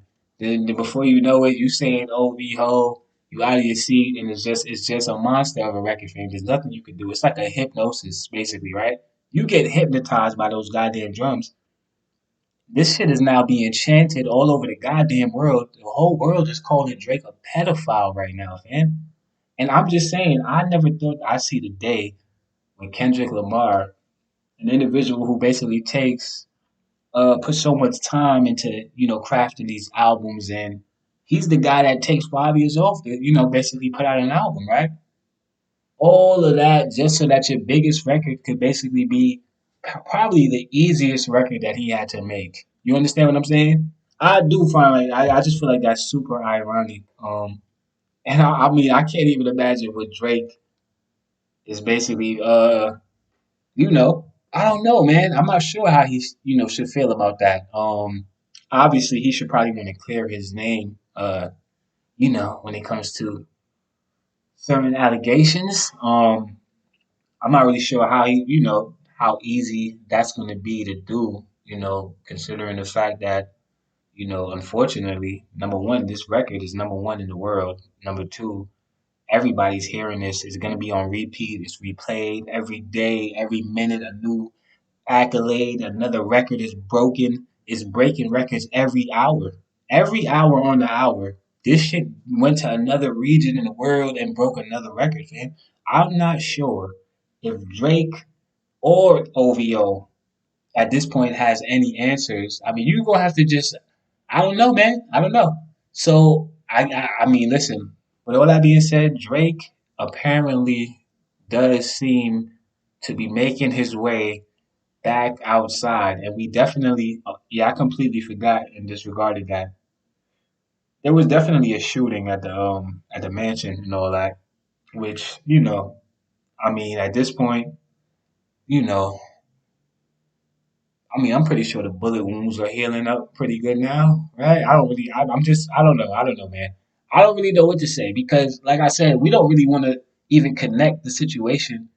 We don't know. I don't know what happened. Let me just say that. I have no idea what happened, right? We all kind of woke up to that, you know what I'm saying? And we seen the reports, we heard some talk, some speculation, fam. It's all speculation on the Everybody Can't Go podcast. Let me just say that. I have no facts. I have zero facts in any criminal court proceeding potentially that may or may not be taking place. No, but in all seriousness though. They ran down on Drake. They went to the mansion. Okay. And by they, I'm talking about I don't know. I don't know who they are. We just seen a report that security was fired upon. Uh, an individual was struck in the torso, I believe, in the chest area. And I don't want to basically and realistically, in all seriousness, that's not really something to really, that is a serious thing. You know, uh, Needless to say, a bullet hitting you in any area on your body is not, you know what I'm saying, a fun experience. Getting shot in your chest is probably one of the probably scariest things that one could probably experience. So prayers and condolences obviously to that individual who basically had to endure that. Obviously, you kind of sign up for that. When you sign on to do that kind of job. But at the same time, we don't want to see that happen to anybody, right? And let me just say that before I say anything else. Um, as far as basically a motive, basically, I don't know what could have been the motive. It could have been a lot of things, man. Listen, man. Obviously, the first thing they're gonna say is, "Oh, Kendrick Lamar sent them." Because he said what he said on the song, and then the cover he put the thing with the then his house is on the cover. Like, fam, at the end of the day, it's artwork. Like, these are artists. We've seen covers of all types of shit, fam. Realistically, fam, why do you want to act like this is like? And this is what I'm saying, bro. I just feel like we've seen way worse. Like, I mean, you don't need me to say this. I think we all kind of have, seen way worse in hip hop. The security guard getting shot, to me, that's damn near like protocol, realistically, man. Like, that's kind of what you guys signed up to do, though. Like I said, once again, I feel like we kind of well, that shit, Drake does seem to be, he seems like he's, or at least he seems like he's trying to move on from that, and basically kind of get back into into regularly scheduled programming. Good times, summer vibes is basically the proclamation that was made via IG. Drake basically declaring that he basically, listen, fam, all this battle Drake shit, y'all want me to be on some battle shit? Fuck all that, fam. I'm about to get back on some good time summer vibes, Drake. The only issue with that is Only issue with that is, outside of the fact that you literally was, basically just in the middle of a battle that you basically asked for, you begged for, put yourself in, and things like that. The only issue with that, other than the fact that you literally took a fake artificial version of Tupac Shakur, may he rest in peace, and Snoop Dogg and tried to basically taunt two of the greatest hip hop artists of all time, specifically in the West Coast, two of the pillars of the West Coast, but not even excluding all of that. Excluding the fact that you mentioned somebody's fiance, despite the fact that they told you I'm only here for a lyrical exhibition, nothing more, nothing less. Please don't mention my wife, sir. Despite all of that, you still did it. Despite all of that, the only real issue with this post that Drake is putting up talking about, oh, good time, summer vibes up next, is that we haven't really gotten that Drake in quite some time. I mean, realistically, let's just look at Drake's last release. What was his last release? Was it For All the Dogs? No, Scary Hours 3 was his last release. And that was a follow up to For All the Dogs because For All the Dogs came out and I'm not trying to. This is not the shit on Drake episode. I don't want to do that. I don't. I'm a little Draked out, quite frankly. If I'm being honest, like I don't really want to say Drake for the rest of the year again. Honestly, now if he want to get back in the ring, that's a whole other story, fam. Y'all know I load up the clip and we could go and we'll drop 5 episodes again, fam, and cover everything in real time. I don't anticipate that at all, right? I don't foresee that happening. I do feel like Drake has learned his lesson, right?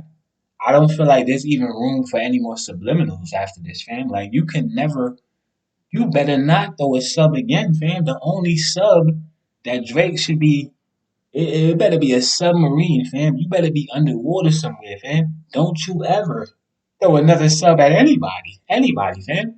Because when your opponent was in the ring and he was with the shits, you understand? You kind of threw the white flag in there, right? Good time, summer vibes. Sexy Red definitely put out a new album. I don't know the name of the album. That is me being lazy. I will acknowledge that. I can literally just Google it right now.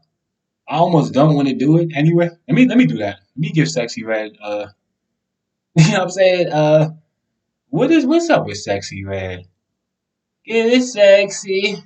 Get it sexy. That's like her is that like her thriller or some shit? Like I hear that shit every you don't really see her and not hear that song playing. So let me Sexy Red new album. Let me see what's going on here, man. You know, I've been kind of like down and all that. I ain't really been on. I've been brushing up here and there. I'm really him though, so like I kind of like even if I tried, I couldn't come on here and give out a bad episode. Realistically, fam, I'm literally sitting here, no docket, just off the dome, off the 2 week layoff. Stop playing with me. 3 meetings in 1 week. A nigga is gas. I'm burnt out. Got the cushion in the air right now. I'm freestyling this, but I do need to give y'all the Let me get this album though. Hold on. Sexy Red put out a new album, and apparently Drake uh made an appearance on the album. So I'm assuming that this is some of the good vibes that he was talking about, right? So we gonna see Sexy Red is 26 years old, born in 1998. Okay, well that would explain. Anyway, so Sexy Red, where is this shit? This is why I didn't want to do this. Every time I'm trying to like get some information in real time, it's like Google just started doing other shit, bro. Sexy, what am I typing, bro? I didn't put LF, Sexy Red. New album. Did she put out an album, bro? I feel like this should have just popped up already. What's going on? What label is she on? Sexy Red announces release for new EP. Okay, so is this an album or is this an EP? So I see EP. Let me go ahead and click on this. This is definitely what publication is this? Hot New Hip Hop. Shout out to them. Sexy Red announces release date for new EP. So there was an announcement for the release date. So this didn't actually come out yet, did it? What is the release date? May 24th. Oh no, that shit came out. This shit is out right now on all DSPs. So yeah. Right, and I would explain, well, I heard the verse, right? So this shit had to be out. But I wasn't sure if it was a single or not. So let's get into this. And like I said, I'm a little draked out, quite frankly. But I do want to come on, man. It's the Everybody Can't Go podcast. Y'all know we gonna get out of, you know what I'm saying, the latest on what's going on. Drake, Sexy Red. I don't know what's the name of the track, bro. If I just type Drake, Sexy Red, though, I'm pretty sure. I mean, realistically, mad shit might pop up. Bad bitches might pop up at this point. I know they gonna take every line from all of the diss records, and everything is a meme at this point. I'm really trying to like hold on, Paul. Okay, okay.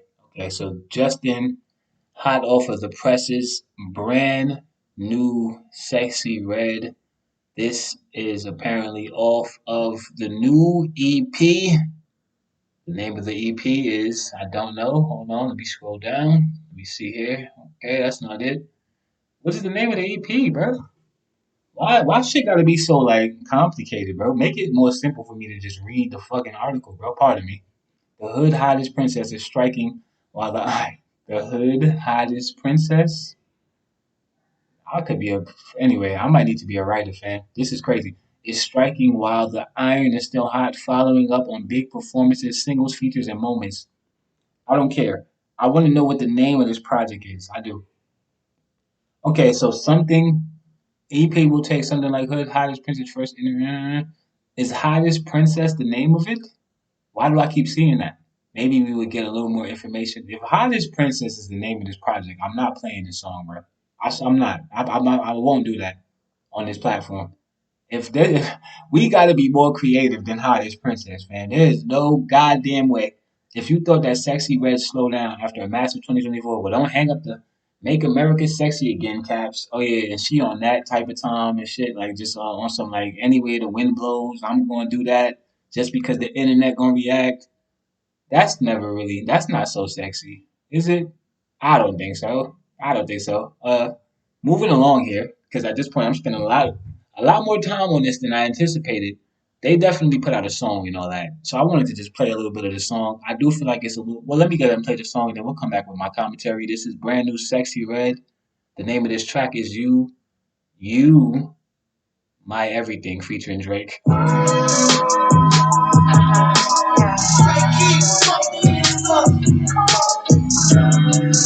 Everybody can go podcast. I say, ooh, baby. Yeah, baby, I love you. You're my everything. I wrote this for you, baby. Baby, I love you. You're my everything.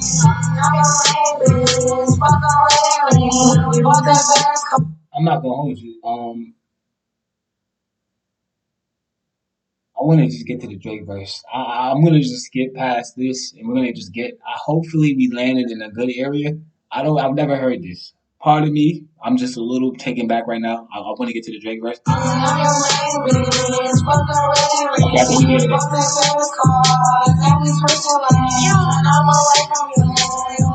I'm just saying, like, is this music that I'm listening to right now? What is this? What am I listening to right now, fam? Seriously. My nigga, this is like a bad cartoon theme song in my head. Like, I don't want to hear this, bro. What cartoon theme is this? This sounds like a theme for a cartoon that we don't watch, basically. Like one of the cartoons that you only watch when none of the good cartoons. Yo, my niggas start lurking and tying Okay, here we go. Here we go. Give me the pussy, I'm booked. Nigga, we go together, tell them hoes we go together. I swear. Nigga, we go together, tell them hoes we go together. Nigga, we go together, tell them hoes we go together. Give me the pussy, I'm bullying shit. Hit from the back and I'm pulling your shit. I some smoke in the city, I wanted to see it, but baby, I couldn't just did. You know the time when we on my niggas start lurking and tying their hoodies and shit. Soon as this shit get resolved, I'll turn the librarian for you, I'm booking that shit. Let's do it. Regular, I love you, let's do it. Showed enough love to the city, I promise, so let's get the fuck out St. Louis. Maybe we go to St. Lucia. I've been there, so I'll introduce you. Or maybe you go to St. Martin with me if these niggas take break and quit starting with me. Maybe we go to St. Kitts. If you and your BD, you call it spits. And maybe we call it an accident. You slipped, you tripped, you fall on my dick. Why you love me still a mystery? Me and the surgeon got history. I changed a lot of girls' lives for real. They needed nobody, they hated me. BBL Drizzy, they want a new body, they asked me for it. The last one, Sean, you did it for free, cause I sent over so many passports for him, but red. Don't even worry about all of that shit. Just keep it natural for him, I swear. I got a passion for you, I swear. I got attraction for you, I swear. Yeah, you think I'm a bachelor girl, but I swear, yeah, you get your masters, but I still breaking your back in the master bedroom, I swear. You said I'm picking them shorts, and I had to send you a caption like I was there. You the hood makes my dreams sexy, girl, you just asked for me. Yeah, I'm not gonna hold you. So this is the thing. This is the thing, right? Drake, he took it upon himself to basically. So we spoke about the BBL Jersey sample that Metro Boomin went ahead and cooked up. Obviously, now that's like a whole thing. You got different people basically rapping over the instrumental, posting it on their TikTok, going viral, monetizing, getting millions of dollars and shit. And people becoming millionaires off of this shit. Like that, and as I say that, it definitely just reminded me of something that Kendrick Lamar did as well. That was pretty fucking dope, and we're gonna get to that right after this point. Drake over the BBL Drizzy. I don't know. I don't know, man. I don't know. I just feel like coming off of a tremendous loss once again. I mean, the whole world, everybody, your peers, Sexy saw it. Even Sexy Red watched that shit, man. And I don't think Sexy Red. I mean, she don't strike me to be the sharpest knife in the drawer, but I'm pretty sure that she even felt like, damn, like this is kind of like. So I don't know. I don't know. I don't know how I feel about Drake immediately coming right back outside. You rapping over a beat that was made basically to, you know what I'm saying, diss you, disrespect you, basically. Why are you on this shit trying to really snap? I don't know. I just don't feel like personally this is kind of like this is a Drake move though, right? And this is what Drake does. He does Drake. He doesn't care. I could just come outside whenever I want. It doesn't matter. I'll just give them some good music again and it'll all be fine. I'm not sure if this was really a good idea. I mean, only time will tell. Only time will tell. But yeah, man, we got Drake rapping over the BBL Drizzy. That's it is what it is. It is what it is. I did just bring up the fact that Kendrick, right. So another thing that I feel like is definitely noteworthy that we have to acknowledge the fact that Kendrick Lamar. I mean, we already knew this about Kendrick Lamar as far as as far as I mean, what am I trying to say here? He's a people's person, right? If you listen to the music, right? You listen to the music, the time that was put in basically to tell those stories, to basically connect with your audience in that way, right? Him taking his time to basically deliver the music and the messages, more importantly, in the music that basically he's given over the years. I think that we all kind of already seen that this is obviously somebody that was a man of the people, right? I mean, when he chose to be active, right? Obviously, he a man of the people, so he ready to go. You know what I'm saying? Hide, and he'll leave the people too. You know what I'm saying? And go do his thing. But what I'm saying is this: Kendrick Lamar has always kind of been deemed and viewed as basically, the people's champ, right? He's a man of the people, right? So, needless to say that something like this is not something that's so far. We would expect something like this from Kendrick Lamar, and basically what he did was he did something that was pretty dope. He took the monetizing, um, or he removed the copyright infringements off of his music so that streamers and individuals who react to the music basically have the option to monetize and make money off of his music. That within itself was a win. And I mean, listen, a lot of people, I feel like that's low key how he got the internet too, if I'm being honest, man. And once again, we have to acknowledge the fact that he was very strategic with how he approached this. He knew damn well if I let these motherfuckers eat off of me, they definitely about to run my shit up. Number one, number two, I just don't see how I lose on the internet like that. So I do feel like there was some strategy involved there as well. Like I mean, he is a man of the people, but at the same time, I'm pretty sure he like to put money in his goddamn bank account. The man has a family at the end of the day, right? Um, and yeah. So we definitely wanted to just acknowledge that. You know what I'm saying? That I feel like that was super dope. Drake back outside, BBL Drizzy, J. Cole, um, has been spotted. Ladies and gentlemen, J. Cole has been spotted once again. We've been kind of we wasn't really sure what was going on with Cole, right? After the whole apology and the internet kind of turned on him and it got kind of rough there. You know what I'm saying for a minute. I do feel like we're at a point now where we're probably going back downhill, right? He kind of got up the hill now, and I do feel like a lot of people, you know, retrospectively, after, what I'm saying, after Not Like Us and Meet the Grams, they kind of said, all right, fam, check this out. I didn't know he was capable of this shit. J. Cole, we sorry, fam. A lot of people apologized to J. Cole after they seen with Kendrick, after this, basically he dismantled Drake, right? So I say all that to say this. J. Cole was spotted wearing a suit, fam. This looks like a prom night picture, fam. J. Cole is at prom night right now, fam. I'm not really sure. Damn, son, where'd you find this? I don't think we're gonna get the fall off this year, guys. I don't know. I'm just not sure. Before that, I seen another picture. He was spotted at the beach, just at the beach, just sitting down, in the sand. He had his legs folded. I would assume. I don't know. You at the beach, like you might as well get comfortable. He had his laptop. There was a fan sitting next to him. Obviously, basically a fan spotted him at the beach, and I mean, J. Cole is just being spotted out and about. I do feel like this is either going to be, like I said once again, the greatest hip hop album of all time or the worst. I don't really see how. I don't know. I don't really know what the approach is going to be at this point.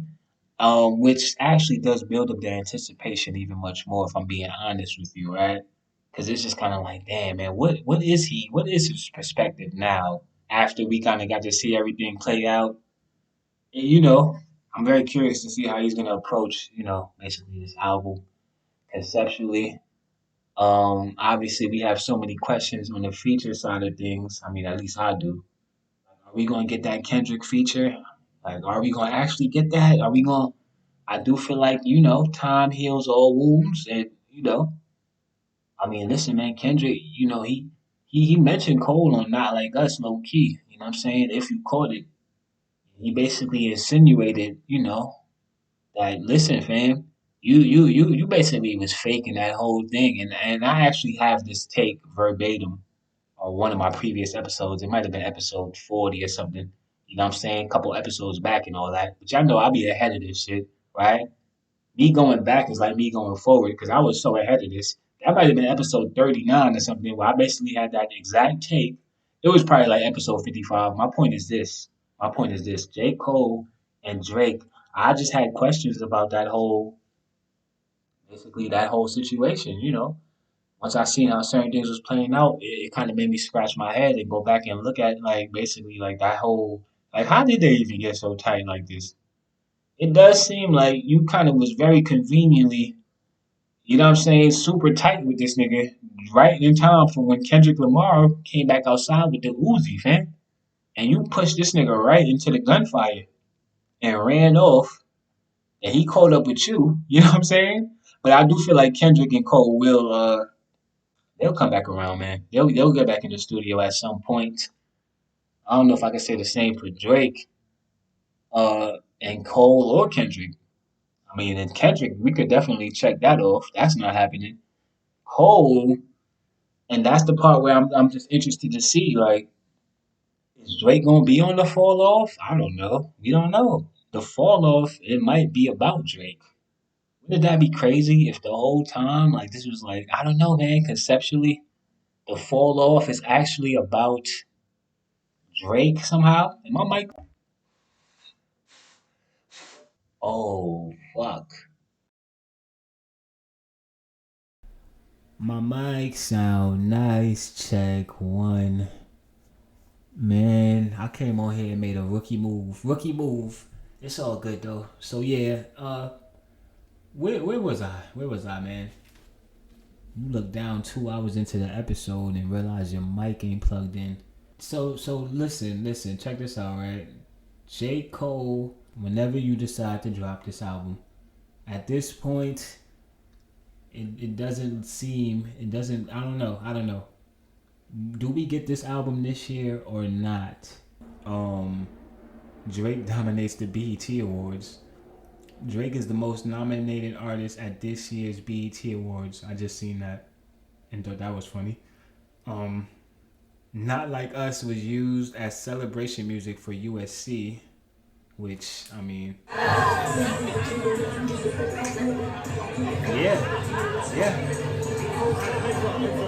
The record is out there. I mean, they graduating to Not Like Us. You understand? But let's go ahead and take a pause. Let's take a time out on the victory lap, the celebration. Obviously, And realistically, is this actually over? Is the next question, right? We kind of feel like, yeah, it appears that way, right? But then we also heard some things, I feel like, who was that, Academics, who basically, Academics is basically like one of Drake's, you know what I'm saying? He might as well be on his goddamn PR team at this point. Academics is going to sit on his stream for 10 hours, fam, with his Drake cape on, and he will defend that man, rain, sleet, snow. I mean, he kept it 100, though, as far as, you know what I'm saying? He didn't really have no choice. After 616 and LA dropped, and Kendrick, you know what I'm saying, basically was on there like, yo, fam, even Act look and sound compromised right now. I feel like those bars really hit Act. Like, for the first time on an Act stream, you actually could see him kind of really, you know what I'm saying, connecting with the culture and shit. Those Kendrick bars hit Act in the chest, man. And he ain't really been acting the same since. You ain't really been seeing Act. He ain't really been acting crazy on his stream since that. You feel me? He kind of got like, I don't know, man. He kind of got the pep talk, I guess, that he needed from Kendrick.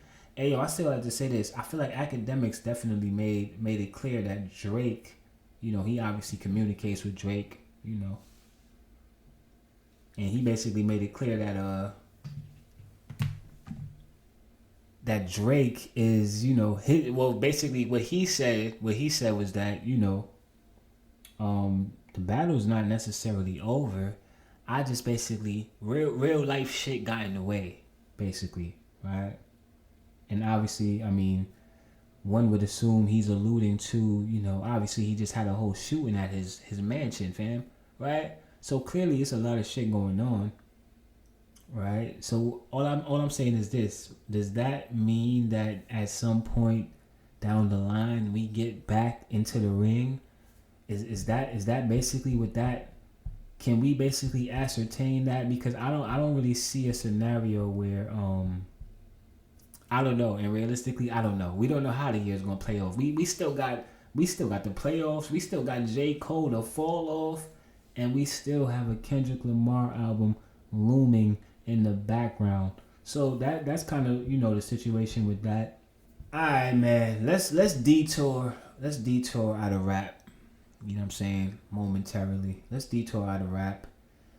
I feel like it's been a minute. We ain't really talk about sports in a little while. It's been a lot of, a whole lot of things have taken place in the sports realm. So I say all that to say this. Obviously, we have the playoffs, the NBA playoffs that are currently taking place. Absolutely. You know what I'm saying? Where we at right now? I feel like, man, we got teams already that got sent home. We didn't even have a chance to really come over here and give the New York Knicks a moment that they so desperately deserved. I don't even really know. Like, listen, for me, I've already said this in the past. I'll say it again. As a New Yorker who at one point in time I definitely was in full support of the New York Knicks. This is before AI and the braids, obviously. Once AI popped up on the scene and started doing the reverse layup and shit with the braids, it was kind of like, all right, fam, check this out, Spreewell. I'm not really sure if I could really... The orange and blue is not really hitting the same anymore. And then obviously, listen, they've gotten so close, and I mean, they've been so disappointing over the years, and I just don't really know how else to say it. So much so that even myself, as a New Yorker, just like I had to take a step back from the pod for a couple of weeks, I had to let this thing breathe a little bit. I had to put the mic down. I had to let everybody else kind of let me sit back and be a fan right now. You got to know when to kind of take your podcast hat off and put your fan hat on, and that's kind of what I was doing. I basically was just like enjoying the genre from a fan perspective, right? Not really coming on here to have no, you know what I'm saying? It does give you some time to really, refresh the palate and basically formulate better takes. I say all that to say this, fam. The New York Knicks definitely got eliminated, you know what I'm saying, by the Indiana Pacers. it is what it is. Everybody can't go. Everybody can't go. The New York Knicks, you couldn't go to the Eastern Conference Finals this year. You couldn't make the conference finals, and it's okay. And realistically, honestly, they shouldn't really be. They shouldn't be hanging their heads low here. I mean, nobody really expected much. When Jalen Brunson got traded to the New York Knicks, there was nobody that really basically could foresee, similar to the Kendrick Lamar and Drake situation. There was no way to really predict or see how this thing was going to play out. You had to basically follow along and basically, just kind of watch how everything unfolded. I feel like the same could be said when it comes to Jalen Brunson and this trade to New York. He came to New York and he absolutely set the franchise on fire. I feel like, obviously they didn't get over they didn't get the big win, you know what I'm saying? Which obviously, when Jalen Brunson was basically asked post-game after the loss, you know what I'm saying, he said it, you know what I'm saying? Listen, anything less than a championship is basically an L, you know what I'm saying? I'm not really here to focus on what we've accomplished if we ain't accomplished that, you know what I'm saying?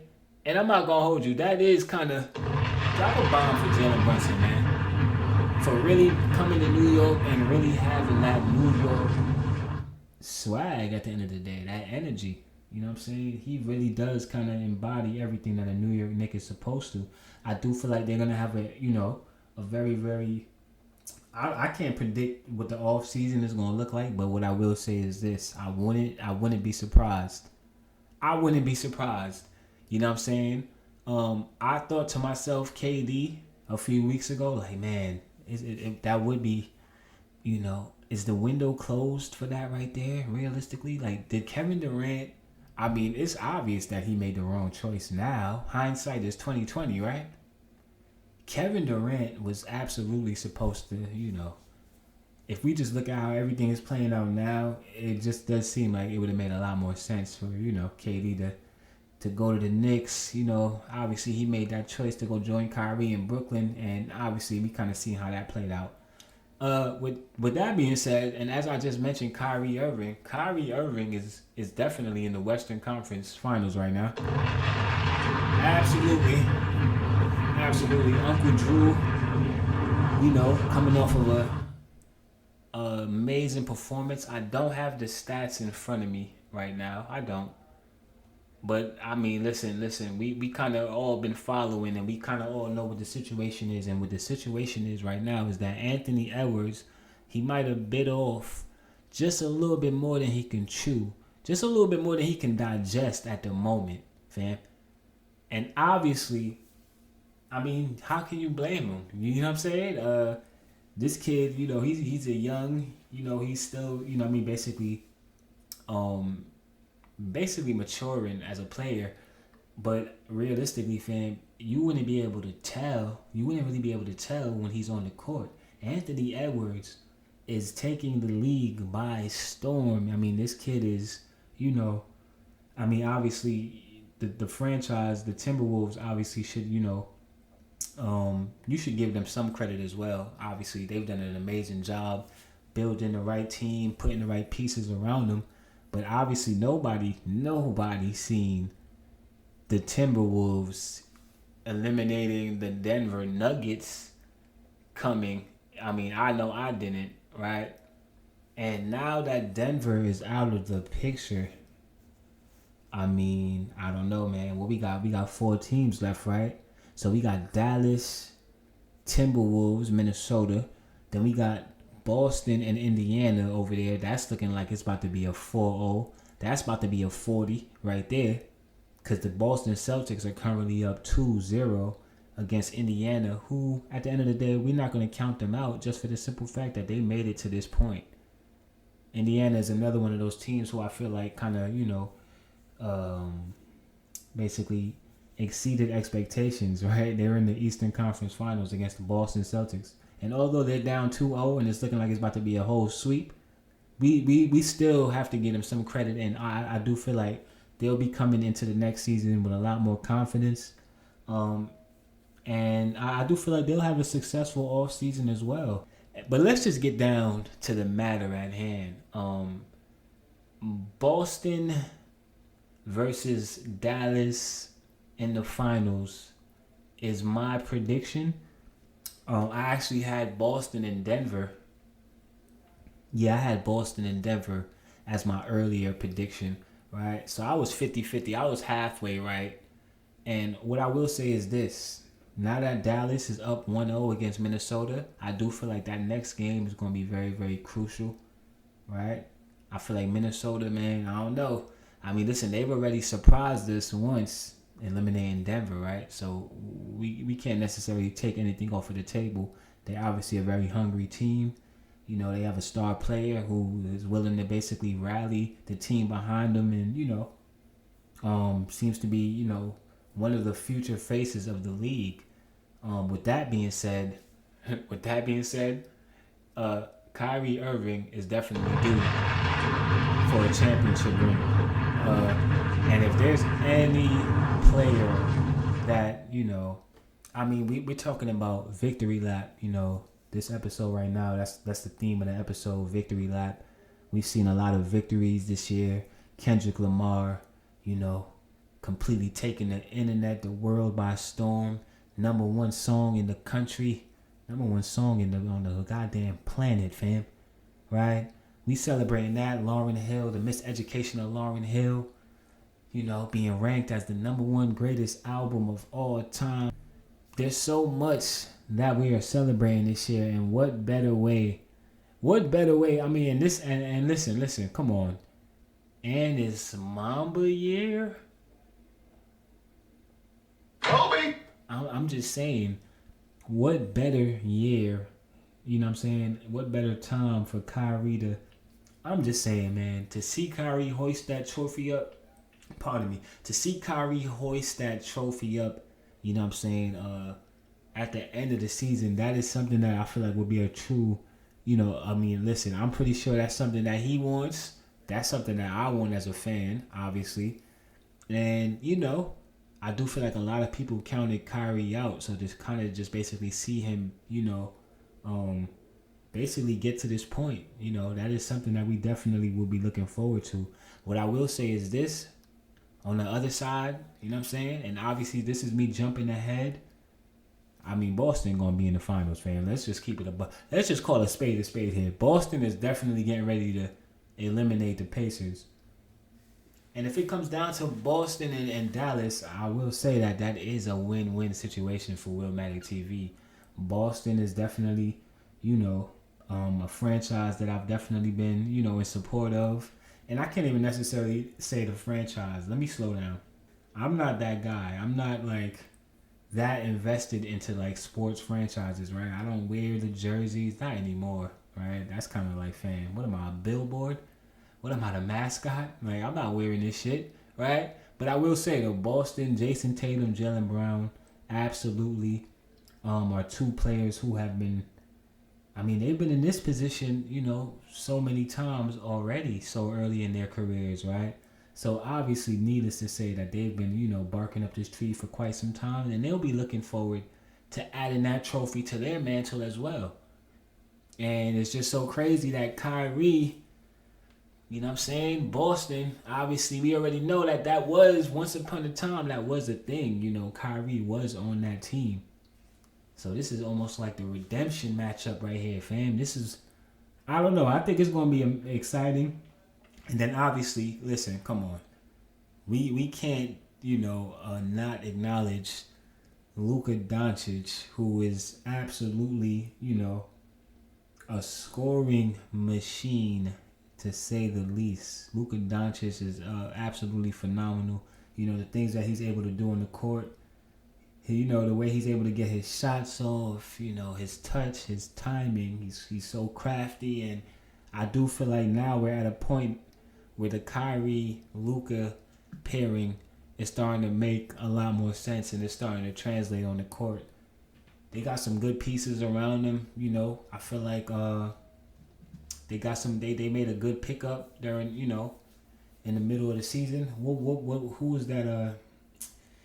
I forget his name, but Y'all know who I'm talking about, man. That guy. The guy that they picked up from over there. He was on the Hornets. PJ, is it Brown?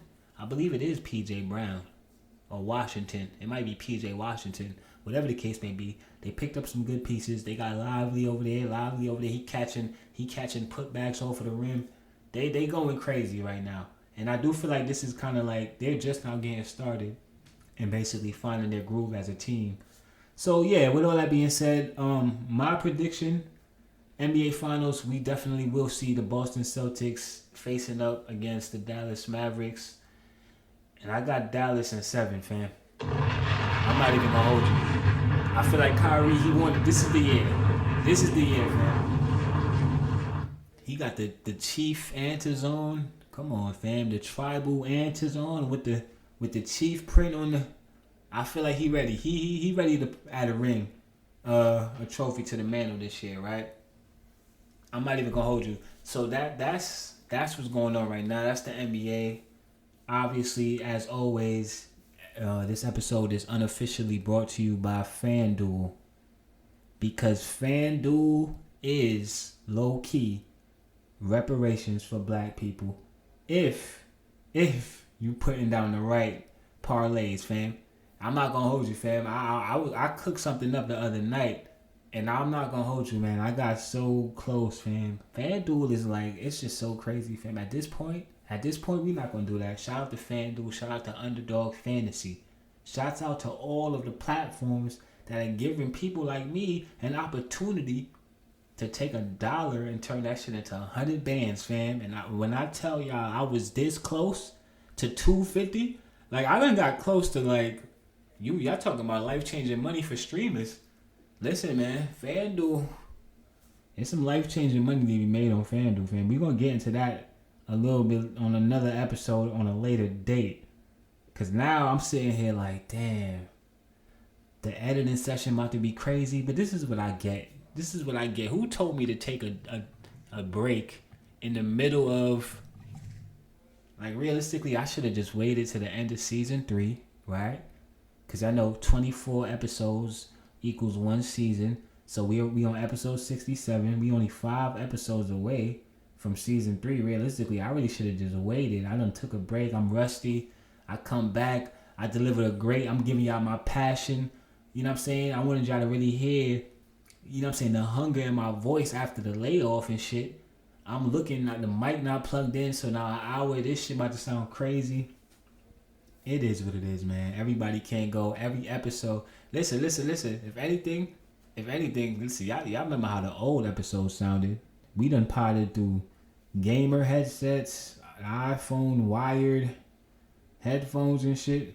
Them through the wire episodes is classics. I came out of jail and gave y'all that episode, fam. Facts. And I ain't had no docket. Listen, man. Everybody Can't Go is the name of the show. Y'all already know what it is. I feel like we all for the playoffs for right now. Obviously, we will be revisiting and we will be spinning the block with any updates that occur in the meantime. Like if Kyrie posterized somebody or something crazy, y'all know we come back on here like, yo, fam, did y'all see the... We all for the NBA playoffs, but we're not necessarily all for sports or basketball. Caitlin Clark, who obviously has transitioned to the WNBA, she's having a tough time right now. She is, right? And I see here that, you know, there was a game. So this was actually her first game, her first, you know, NBA or WNBA career game. She had the most turnovers in WNBA history for a player debut with 10 turnovers, which, I mean, you know, listen, this is the thing, right? Obviously, it's another level. You know what I'm saying? Did we expect for Caitlin Clark? Yeah, we kind of did though, right? We kind of was expecting for her to come in the W. I mean, I definitely did. Let me just say that. I thought that Caitlin Clark was going to come in there and out the gate, she was about to just be on some, like, you know what I'm saying? But realistically, what we are seeing and what we are learning is that the WNBA They ain't no joke, fam. They are not to be taken lightly. Those are athletes over there. At the end of the day, they're passionate about the sport just like any other player is passionate about their craft and their sport. And I do feel like a lot of players, what I'm saying, based on some of the highlights and some of the clips that I've seen, right? They got Caitlin Clark out there looking like a rag doll, fam. Caitlin Clark is getting whiplashed every play. They setting, who was that? Sue Bird? Sue Bird set a screen on her the other day that was so stiff, so solid. I actually got hit with one of those screens, you know what I'm saying? In a street ball game, which is crazy, fam. I'm not even on contract. You setting hard picks. Why are you setting a hard pick, fam? None of us are under contract, fam. I whiplashed my neck. I say all that to say this. I know how that feels, fam, and it doesn't feel pleasant. As a matter of fact, till this day, I still suffer, you know what I'm saying, basically from that whiplash, fam. My neck still kind of, every now and then. Caitlin Clark is going to have to hit the gym, fam. I'm not really sure what, and realistically, she's a shooter, so it's kind of like, hit the gym, I don't know, maybe she just needs to, she just probably needs some time, right? This is her first season. Listen, fam, she has to make some adjustments. That is to be expected for any player, basically coming into the league, coming to the next level, more specifically, right? I feel like Angel Reese, we already kind of know she's over there in Chicago with Cardoza. I feel like I just seen something in regards to, okay, so Angel Reese is definitely the newest owner of the Washington, D.C. based professional women's soccer team, the D.C. Power Club.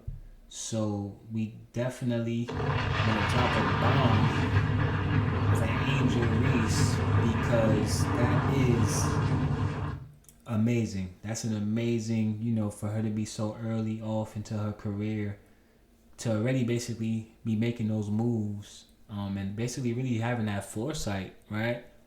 And yeah, obviously they have teams and people around them who obviously are gonna advise them to do certain things. But I do feel like this is a big power move, right? DC Power Football Club, Angel Reese is the newest owner of. I'm not sure if she. I would assume she's a part owner, right? She probably went into a partnership with several other individuals, and she's partially an owner. Because if she just owned the whole thing outright, then that's just like, damn. We might have to drop another bomb, fam. Drop another bomb, just cause now, because like I said, the WNBA is definitely, they've definitely taken a step in the right direction, to say the least. I feel like, yeah, we definitely got that off. Lauryn Hill's Miseducation of Lauryn Hill. You know what I'm saying? Hopefully, shit, that would be dope if they got Lauryn Hill to perform at like a WNBA, like a halftime show or something. I'm pretty sure that those players would appreciate that. Lauryn Hill, halftime. Yeah, Caitlin Clark, she got officially welcomed to the big league. Yeah, she got hit with a hard pick, and then who was that? Sabrina hit her with a nice little pump fake the other day, had her flying all over the goddamn place. She slid out of bounds or something crazy. She stepped back, drained the three in her face. She's going through it, you know what I'm saying? Listen, man, she's paying her dues right now, fam. She's paying her dues. Hopefully, she'll be ready for the big matchup on June 1st. Because that'll be the first meeting between Angel Reese and Caitlin Clark on the professional level. Obviously, we kind of seen, the rivalry, that basically started on the college level, which I do feel like ultimately they kind of came back around and basically made it clear that at the end of the day, we're only just passionate about this. We're not necessarily rivals, right? We're not enemies at the end of the day, but when we on that court, at the end of the day, yeah. It's gonna get a little. It gets chippy. I ain't even mean to hit the bomb. Like, this is what I'm saying, fam. At this point, the whole goddamn episode, throw the whole episode away, fam. I might end up re-recording some of this. We'll see how it plays out in the editing session. All I'm saying is this. I made a rookie move, just like Caitlin Clark made a rookie move when she was guarding Sabrina Claudio, fam. Is it Sabrina? I don't think her name is, hold on, Sabrina Claudio. No, that's somebody else. Sabrina Claudio is like an R&B chick or something. Sabrina, I don't know her last name. Isn't fam? She was at the 3-point shootout with Steph. You know what I'm saying? They were just calling her Sabrina. So I'm just gonna call her Sabrina. Sabrina definitely, you know what I'm saying, welcome Caitlin Clark into the WNBA. I feel like at this point, let me go ahead and just skate through some of this stuff, man, because a couple of weeks back, you know, we came on the podcast and we had an apology. We had an apology for one Ryan Garcia, who, you know, basically went in, you know, the ring with Devin Haney and, you know, defeated Devin Haney, which at that time we didn't really see that. We had no, I didn't see that coming at all, right? We basically completely doubted, you know what I'm saying, Ryan Garcia's boxing pedigree, you know what I'm saying, and we basically pretty much counted him out, you know. And a large part of that was basically based on his behavior and the way that he was moving, right? You know, it was a lot of speculation at the time of drug usage, which is basically what brings me to this now. So, we came, you know, obviously he went in there, he beat Devin Haney, he beat him up pretty bad. It was actually very shocking. He actually was overweight. There was a lot of things that was wrong about the situation, right? He came into the fight overweight. We kind of was like, all right, cool. You know, we was willing to kind of let that slide. You know what I'm saying? At the end of the day, we seen you come into the ring underweight, right? And when you fought Gervonta Tank Davis and they had the no rehydration clause set in place and basically completely dehydrated you so that you would not be at your, you know, peak performance level. We seen that version of Ryan Garcia as well, right? So we was willing to basically call it even, right? Like, all right, he came in 3 pounds overweight. That's kind of crazy, right? This is boxing, right? 3 pounds makes a big difference in a fight, and there's a reason why they have weight classes, right? I say all that to say this, you know, Devin Haney wasn't going to let that scare him away from the fight. Devin Haney agreed to go in there and fight Ryan Garcia with the 3 pound weight advantage. The fight played out the way it did. We fast forward, I come back on my episode and I issue a sincere apology to Ryan Garcia because I felt like in my heart, like, damn, like I really doubted your boxing, your craft. Like, I didn't really see a scenario where you would even be close to being victorious, right? You didn't seem like you was focused. You was all over the goddamn place. It was very, very erratic behavior, to say the least. Do y'all know that? Fast forward, I apologize, and that was that. Fast forward, now, what do we have here? Well, it's being reported, or it has been reported, and at this point, I done lost count on how many reports of this I've seen.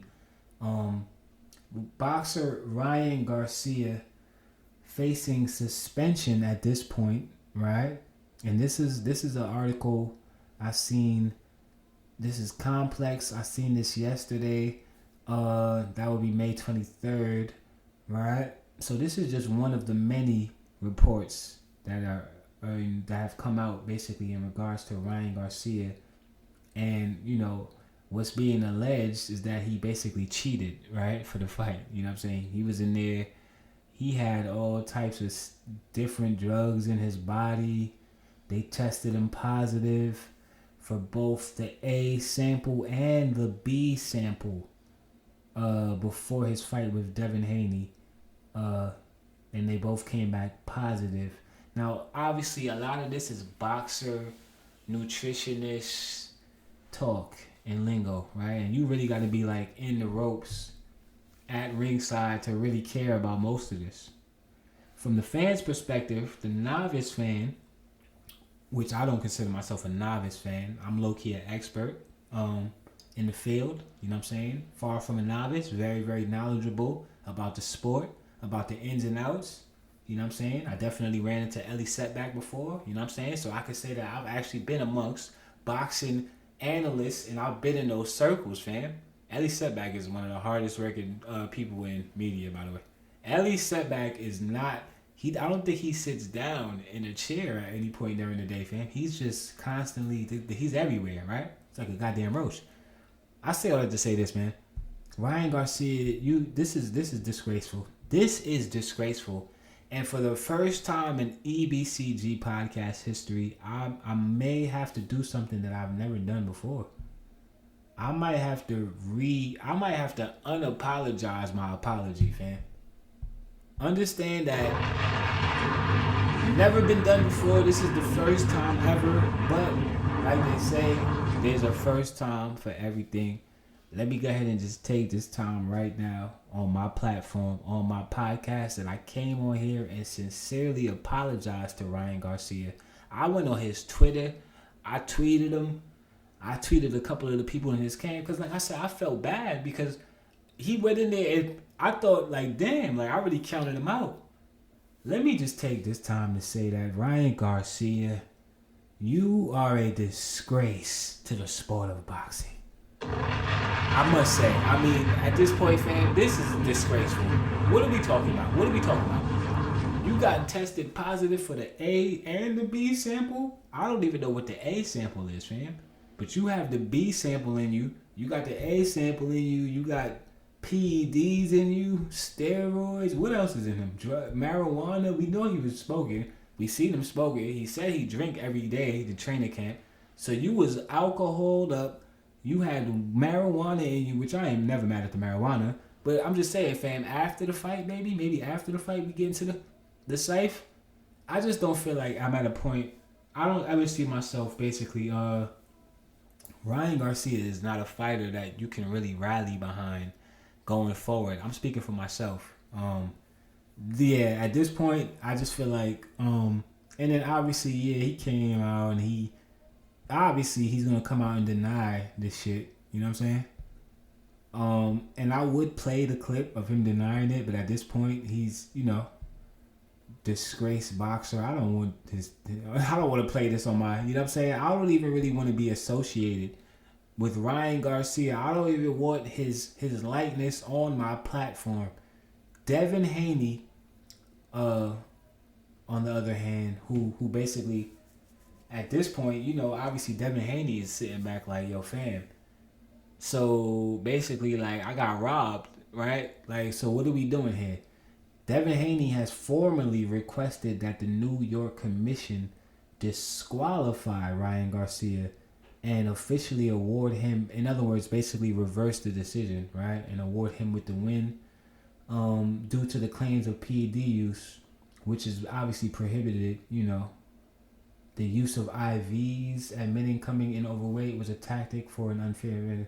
Yeah, so it's a whole back and forth. You got Ryan Garcia, or pardon me, Devin Haney, his dad, Bill Haney. He's basically shooting vignettes at this point. It's like you know what I'm saying? He's shooting vignettes, and he's calling Ryan Garcia out. He's calling Floyd Mayweather out. He's calling out, you know what I'm saying, his use of illegal substances, and they're basically making it very, very loud and clear that they do feel like they were robbed and that something should be done here. I'm not really sure what can be done at this point. I mean, the damage has been done, right? So in other words, if they reward Devin Haney with the win and they go back and actually reverse the decision, I don't necessarily feel like that's, the damage has been done, right? In other words, you can't really undo what has been done to the, your body physically. You went in that ring, you fought that man, and you got beat up pretty bad, and that part right there is unfortunate, right?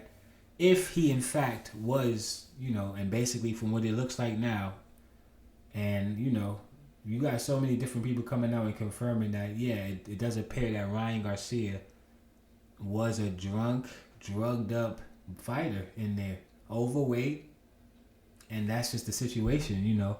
At this point, though, I mean, I'm not really sure how they're gonna, play, how this is gonna play out going forward. I'm not really sure if Ryan Garcia will ever box again. I don't know. I'm not sure.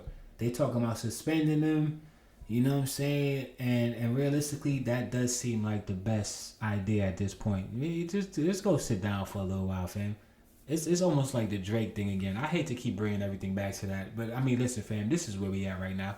It's just the perfect example to use, right? It's just like, fam, go and have a seat, my boy. Just go sit down, take some time off, a lot of time off in your case. I'm more looking forward to hearing the Drake verse than seeing Ryan Garcia in the boxing ring. Let me just say that, fam. And once we get to that point, just know that you must have really. It's just like, fam, like, and then it's just like the rematch with Tank, like that. You ruined that, you know what I'm saying? And it's just like, yeah, go sit down, Ryan Garcia. Unapologized to. I unapologize to Ryan Garcia. I'm officially taking my apology back. You're a disgrace to the sport of boxing until further notice. And that is coming from Willmatic TV. We're moving on. We're moving on here because Bronny James, in the aftermath of his cardiac arrest, like, I hate reading when they do that. I hate when they do that. And that's why when that situation happened, I was like, damn, because this is exactly what I assumed they were going to do. So, okay, what is this? In the aftermath of his cardiac arrest and a procedure to repair a congenital heart defect 9 months ago, Bronny James, the NBA's fitness to play panel has medically cleared USC's Bronny James to be drafted and play in the league via ESPN sources with Adrian. Of course, it's Adrian Wojnarowski with the scoop. You know what I'm saying? Who else would that have been? What other source is going to have that information outside of Woj? Absolutely amazing. Let's go ahead and just, hold on, man. You know what I'm saying? Hold on, let me applaud that, man. Hold on. Round of applause for Bronny James being medically cleared to officially play in the NBA. I do feel like that is a big deal, obviously, for obvious reasons, LeBron, the prophecy, man, the second coming, that is kind of, it seems like at this point, I guess outside of a fifth NBA championship ring, there's nothing really left for LeBron James to kind of check off of his bucket list, right? We know that that's something that he's kind of always wanted. You know what I'm saying? Throughout his career, he's been vocal about wanting to play with his son, wanting to play with Bronny. What I will say is this. Now that we're at a point now where it does seem like that is getting ready to happen, I don't know, man. It doesn't really seem like Bronny is basically, echoing the same sentiments. He doesn't really seem as enthused about the idea of playing with his dad. And maybe that could just be, pardon me. A lot of that could just be basically him not wanting to, basically just get overshadowed, I guess, by his dad. I feel like, obviously LeBron James, enough said. And, basically the idea of basically trying to fill those shoes and, following those footsteps for anybody, is going to be an overwhelming feeling, one would imagine, right? So maybe a lot of that is coming from there, from that place. I definitely seen, LeBron or Bronny rather sit down with, some interviewers, and they basically, that was kind of what they was asking him, and he didn't brush it off, but he ain't necessarily, lean into the idea either, right? So I don't know. I say all that to say this. I am interested to see, and then I feel like they put out a statement, like Bronny put out a statement, he putting out statements, like, I deny all ties to, like, he basically cut Braun off type shit. Like, he basically said in a statement, like, I'm not really necessarily trying to, like, play with LeBron.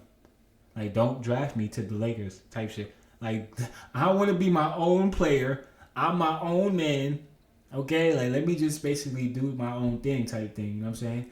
And I can't be mad at that, right? So, whether or not he ends up... What I will say is this, though. Whatever team he ends up on, I mean, you can't necessarily stop Braun from basically demanding a trade, can you? You know what I'm saying? So, I don't know.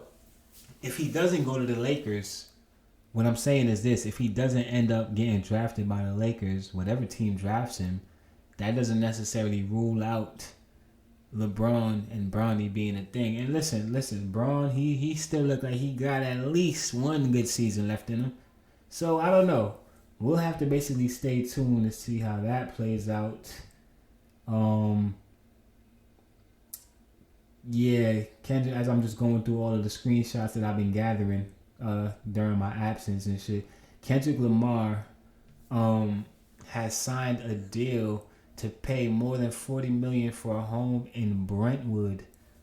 That's in Los Angeles. If it closes, the deal will be among the priciest in Los Angeles this year. I'm not gonna hold you, fam. I'm not gonna. Let's not. Those are stats that I don't really feel like the internet should be like keeping right there, fam. Like, why do y'all know I'm about to buy a home and like how much it costs? They really. Kendrick Lamar has become a media darling. This is crazy, fam. Drake was talking about Taylor Swift. Kendrick turned into Taylor Swift at this point. Do you see what the charts is doing right now? He's charted more than her and Drake at the same goddamn time, fam. Yeah. Every song, and I think I seen a stat where it's something like all of Drake's music combined is not even like basically outstreaming the 3 diss records that Kendrick released or something crazy like that. All right, and at this point, it's just too many stats to keep up with. I screenshot them. You know what I'm saying? Because you can't really... It's going to be tough to remember all of these, fam. I mean, we talking about, a win of epic proportions. We was just on boxing, and we basically just got finished speaking about Ryan Garcia, who has completely disgraced the sport of boxing, disgraced his legacy until further notice. And I'm going to keep saying until further notice because I want to leave some room open for, I don't know, maybe him clearing his name at some point. I don't know, right? At the end of the day, I'm not in the training camp with these guys. I don't know what's going on. It doesn't look good right now, though, right? And I will say that. That doesn't look good, and I'll tell you what else doesn't look so good. When it comes to the sport of boxing, Gervonta Tank Davis was set to face off against Frank Martin, basically in his big comeback bout. You know, we haven't seen Gervonta Davis since the Ryan Garcia fight. You know, it's been about 2 years now. He took a little time off. He took some time off, and this was supposed to be the big comeback. And basically, from what I'm seeing, as of May 17th, it does appear that this fight is, or has been canceled. So I mean, I don't really know what the details are surrounding that. I would assume injury, right? Maybe a fighter got hurt or something like this. But you just never really know in the sport of boxing with all the politics and all the politics, fam. You got motherfuckers drugged up on steroids. We don't know what's going on anymore. Ryan Garcia really that's not a good look right there, man, at all. Nikola Jokic definitely won his 3rd MVP trophy this season. We might go ahead and just congratulate Nikola Jokic. Pardon the mispronunciation of the word. Did I pronounce that? If I pronounced that incorrectly, respectfully, we wish to not offend. I forgot. I might have to bring that disclaimer back, fam. that disclaimer that I had at the top of the joint, I might have to start putting that joint back at the top of these. Nah. But Jokic definitely won his third MVP. It came with some scrutiny there. A lot of people did feel like, this year's MVP should have went to Shea Gilgeous-Alexander, who, I haven't been so tuned in basically this season as far as like I wasn't watching a lot of games at all. But you watch the highlights and you keep in tune. I hear the chatter and I hear the talk, and you kind of see, all of the commentary basically leaning into that direction. I do feel like, OKC they were the number one team. Weren't they the number, or was that the Timberwolves? I might be incorrect there. They did pretty goddamn good. Obviously, they made the playoffs, and it was just an amazing breakaway season for the kid. And it's just kind of like, fam, let me eat too, fam. We already know Jokic is this great center. We already know he's gonna go down. He's gonna be in the Hall of Fame. Y'all gave him Melo's jersey number on purpose because y'all salty. Melo went to the Knicks. It's cool. He's gonna be that guy. He's gonna go up in the Raptors with Melo's jersey number. Okay, he's done enough. Let Shea Gilgeous-Alexander get his moment, because realistically, how many more opportunities am I gonna get?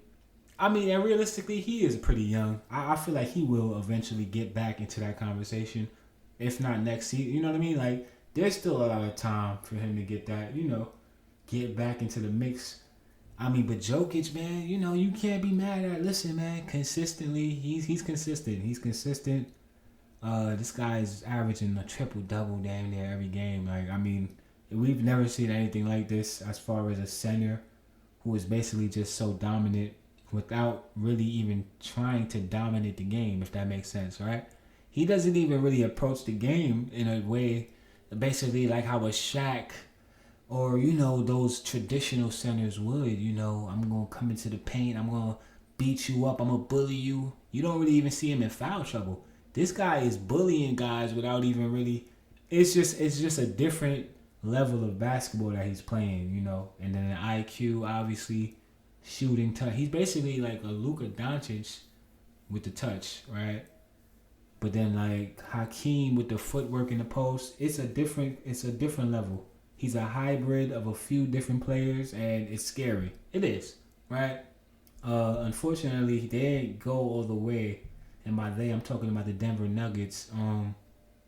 And they ain't look happy about that at all, I must say. And I'm not going to. I ain't seen Jokic turn that red. You know what I'm saying? In quite some time, fam. Since him and Markieff Morris had that fight and shit, I ain't seen him turn that red since then, fam. He was red up there on that podium, like. This was supposed to be, you know what I'm saying? Like the MVP, yeah, sure, that's great. That's an individual accomplishment, right? That's an individual stat. But at the end of the day, I'm pretty sure they was looking forward to going, you know what I'm saying, at least getting to the finals, right? They could have probably lived with not winning the finals if they would have actually got there, but I do feel like them falling short of the NBA finals is something that ultimately they're going to have to just use as fuel and motivation, right? They're going to have to tap into their Mamba mentality is what they're going to have to do, fam. We know what Kobe would have did in this situation, right? He in the gym right now, fam. No vacation, nothing. Vacation canceled, fam. Everybody, let's go to the gym. 6 a.m. tomorrow. Nobody's going on vacation, fam. Or we trading everybody. That's exactly what would have been going on if Kobe was in the locker room. I would assume that Jamal Murray, he got a little Mamba in him. Jamal Murray looked like he's going to take that personal, and he's going to come back next season to basically get back into the mix.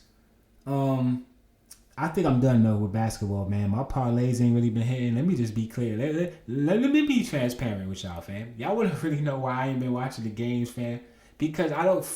Why? Why watch the games? Why? What's the point anymore? I don't really see the purpose of watching... You know what I'm saying? I don't really care that you can shoot a three-pointer anymore, fam. I'm trying to get rich, fam. And a lot of these parlays, I done came close. Listen, fam, 4 points... 2 rebounds. I've seen it all, fam, on the parlay. If I don't hit something by July, fam, understand that I may never watch the basketball again, fam. I'm trying to get rich, fam. You understand what I'm saying? Listen, man. Hey, America, land of the free, home of the. What's this? Billboard has Kendrick. Another stat. Another Kendrick Lamar stat just rolled in. Billboard has ranked Kendrick Lamar's "Meet the Grams" as the number 5 most scathing hip hop diss record of all time, with "Hit 'Em Up" from Tupac landing at number 1. And I mean, you know, yeah, we're gonna drop a bomb for that. Absolutely. Meet the Grams. Meet the Grams. I mean, yeah. And I do feel like that was also this is a Willmatic TV stat. I'm gonna go ahead and just throw this in there. That was probably. There's no probably. I grew up in front of the radio, fam. That was the fastest diss record response in hip hop history. Kendrick Lamar, I mean, he spun the block 10 minutes later, fam. Was it 15? It was 10 or 15 or something crazy, fam. He did not allow Drake to have that moment to kind of basically do the Drake, right? He took the moment away from him. And I mean, listen, man, at this point, for that record to have just came out 2 weeks ago and to be number 5 on, I mean, listen, that speaks volumes within itself, right? And at this point, I'm a little statted out. I'm not gonna hold you. I'm not used to really like reading so many Kendrick stats. This is actually very, very surreal. I'm overwhelmed. Like I said, this is something that I've been anticipating for like years, right? So for me to actually be living in the moment of like damn, the whole world is finally catching up to me. I've experienced this with several other things. I don't want to get into that though at this current time. I want to stay on victory lap and I want to celebrate. And let's stay on positive, right? But we could double down on that right there. It's been a lot of things, a few things y'all done caught up to me. You know what I'm saying? We're going to have that conversation on a later episode, though. As of right now, I low-key botched my episode, my comeback episode. Now I'm going to have a half distorted, half, you know what I'm saying, super animated and loud on the mic. It is what it is, right? And if anything, allow me to be, you know, the example of basically what not to do when you come back after a layoff, fam. Everybody can't go. Number 1 independent podcast. You already know what it is. Willmatic TV, episode 67. You already know what it is. We have to come back and hit y'all with the victory lap. Because Kendrick K. Lamar absolutely, you know, put on a masterclass of a performance in one of the, you know, most highly anticipated rap feuds of all time. So, you know, we tried to stay in a celebratory mood. We did. We took some time off, you know. Y'all already know the Kendrick mix. We gonna do that anyway, but you know what I mean? That's just been times 10. I've been going into the crates. I'm pulling out Kendrick C-sides, nigga, from shit I forgot about and shit, like. And it's still a lot of shit I ain't get off yet. Well, I say all that to say this. We just been in a really, really celebratory mood. And unfortunately, what happens is, yeah, we didn't even discuss that, right? So yeah, let me just point out.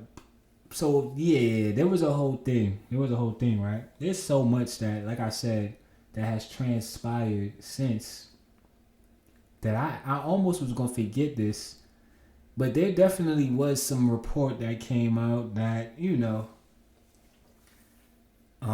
basically Kendrick Lamar was basically supposed to or demanded to, or he was threatened. I don't know, fam. But apparently the labels are feeling the pressure right now because Not Like Us is spinning around the whole country, and that might be a little hard.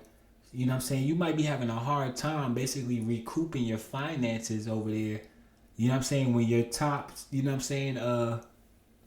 Basically the top, you know, artist in your stable of artists is basically, you know, suffering such a devastating blow on the internet, right? And there was definitely some anonymous letter / article / report that came out. And it went something like this. Kendrick Lamar to apologize to Drake for dissing him. A close source has revealed that Universal Music Group has demanded an apology from K-Dot to Drake. According to UMG, they have registered way too much loss as a result of Kenny's diss, or his disses, plural. UMG reportedly held a Zoom meeting with both parties, including The Weeknd, and demanded the end of the beef immediately. Or else what? Or else what? I mean, that would be my question. And I'm pretty sure that, you know what I'm saying, other people had the same question. I mean, what do you mean? Apologize. In addition, Kendrick is to make a statement clarifying that Drake isn't a pedophile. K-Dot rejected, but they're insisting we love hip hop hashtag. So that was a couple of weeks ago. That was May 8th when I took a screenshot of that. Obviously, it's May 24th at the time of recording. And we have yet to hear, we haven't even seen Kendrick Lamar yet, let alone hear an apology. An apology? An apology? Really? You'll hear a eulogy before you hear an apology, fam. There is no way on this planet that's not gonna happen, right? Let's just go ahead and get that out of the way right now. And I'm not even really sure if we should even take some of this stuff seriously, right? I seen that. I don't know where that came from. I feel like I did hear some people who basically would be in the know kind of confirm that, though, to be honest. So, you know, you take everything with a grain of salt. Some more stats, you know, here. We got so the Heart Part 6 by Drake, which I do feel like Kendrick should absolutely spin with the Heart Part 6, right? The actual Heart Part 6. Like, I feel like we might get that. We probably will get that before we get an album, right? Because I do feel like, obviously, you know, before every album, that is kind of like, you know, he does that before he drops the project.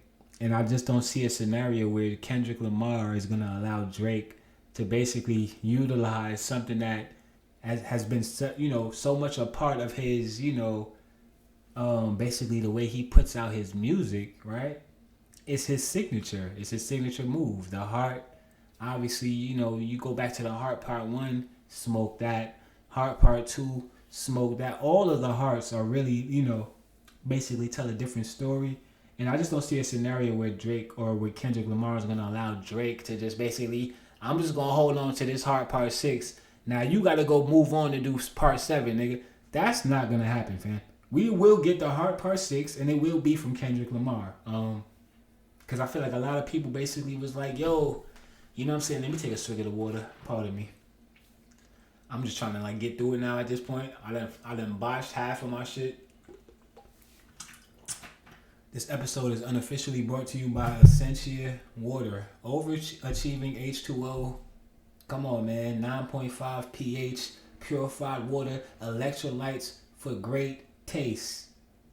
I recommend the 50-ounce bottle. You know what I'm saying? That definitely will hold you down through a long, hot summer day. Essentia Water. And there's nothing else left to say. I'm not gonna hold you though. Like, realistically, I'll be listening to like podcasts and shit. Y'all think my ads be on point though. Low key, I might need to holler at me, fam. We could go up a little bit, you know what I'm saying, in the stock realm, right? But that's a whole nother conversation for a whole nother time, fam. EBC, you know what I'm saying, at gmail.com. Y'all know the email. The Heart Part 6, though, I wanted to point out the fact that, yeah. So, Drake's effort to basically stealing one of Kendrick Lamar's, you know, the Heart Part 6, it actually ended up backfiring because apparently Drake's Heart Part 6 response is actually the fastest video to reach 1 million, wait for it, dislikes on YouTube. So he got 1 million. He got more dislikes than he got likes, basically, on the video. Basically, and, you know, that would also be another indicator that it's time for you to pack it up, my nigga. Like, go sit down now. The battle is forget about the battle. Drake might be just over, like, right now. Like, people are genuinely just not really trying to hear you right now, fam. And I'm not sure why. I mean, I'm pretty sure why. I'm pretty sure I know why. You know what I'm saying? Once they seen you go, you should have never gotten in the ring with Kendrick, man. That's literally the one guy that you shouldn't have gotten in the ring with. And the fact that he was so brazen about it, I mean, this is, we here now. We here now. You know what I'm saying? You can't go back now, can you? What is this? From an insider. These are just some more tidbits, So we have an insider waiting on proof in the form of documents.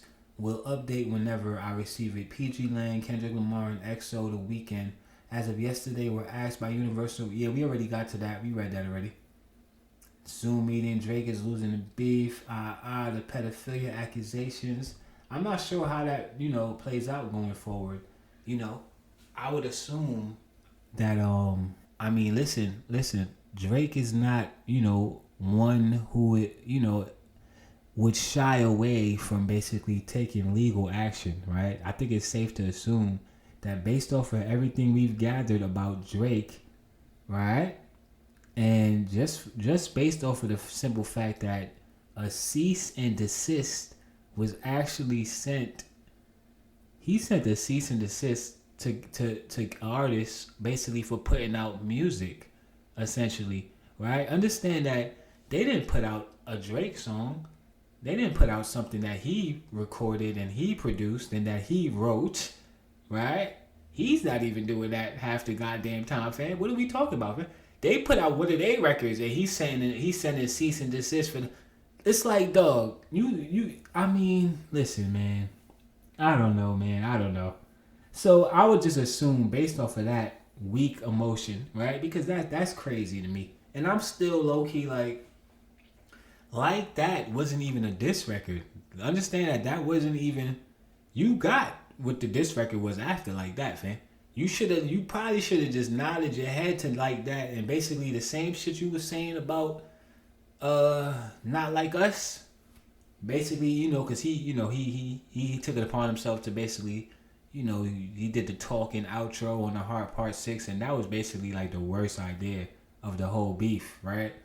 Once you heard him say words and he wasn't rapping anymore and he was just talking, having a conversation to nobody, fam, because it ain't like Kendrick Lamar is picking up the phone when you call him, and we already know you tried to hit him on the phone. We already know you tried to get him on first-person shooter.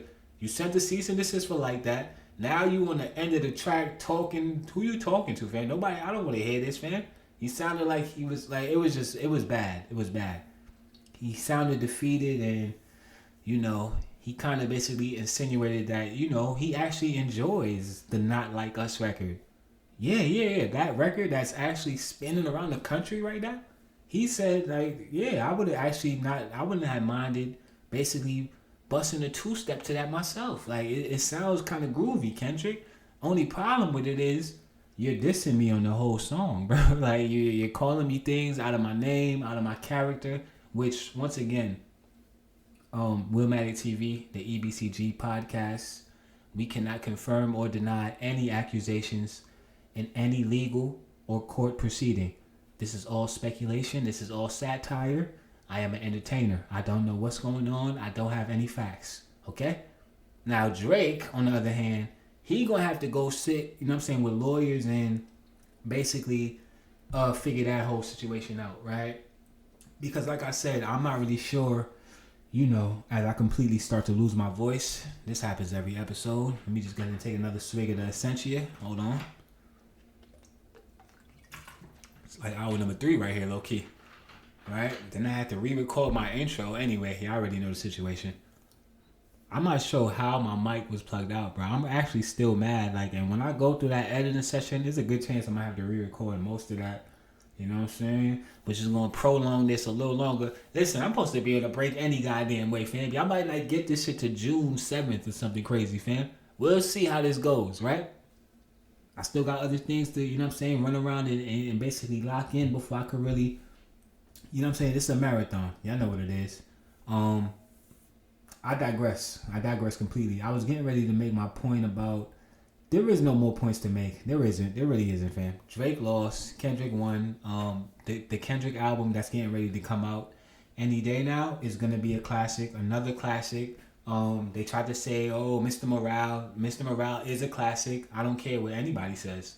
Mr. Morale and the Big Steppers is a classic album. And see, now I could talk and I could say that shit with bass in my voice, fam. Yeah. It's kind of hard to really argue with me now, huh? Now that we got the goddamn #1 song in the country. What are we talking about, man? I called this so early. Come on, man. I know what it is, man. Willmatic TV. You know what I'm saying? Y'all already know what it is. EBCG podcast at gmail.com for them Kendrick cuts. You know what I'm saying? Because I know I go in the crates for that Kendrick. You know what I'm saying? I can hit y'all with that Cole and that Kanye, that Lupe. I got it all over there, man. We got an assortment. You know what I'm saying? Y'all already know what it is. Yeah. Then the elephant in the room. So, I feel like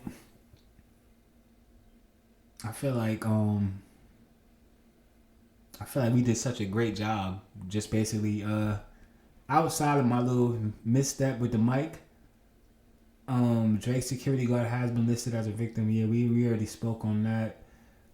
Upper chest, he was rushed to the hospital. Look at me trying to basically stall. Huh? Because I said I was going to close with this. And by this, I'm pretty sure you may or may not know what I'm talking about, actually. You probably don't have a clue what I'm referring to right now. You probably just tuned into this part of the episode right now. Like, what are you talking about, man? Drake's OVO store in London definitely had got vandalized as well. I forgot to mention that.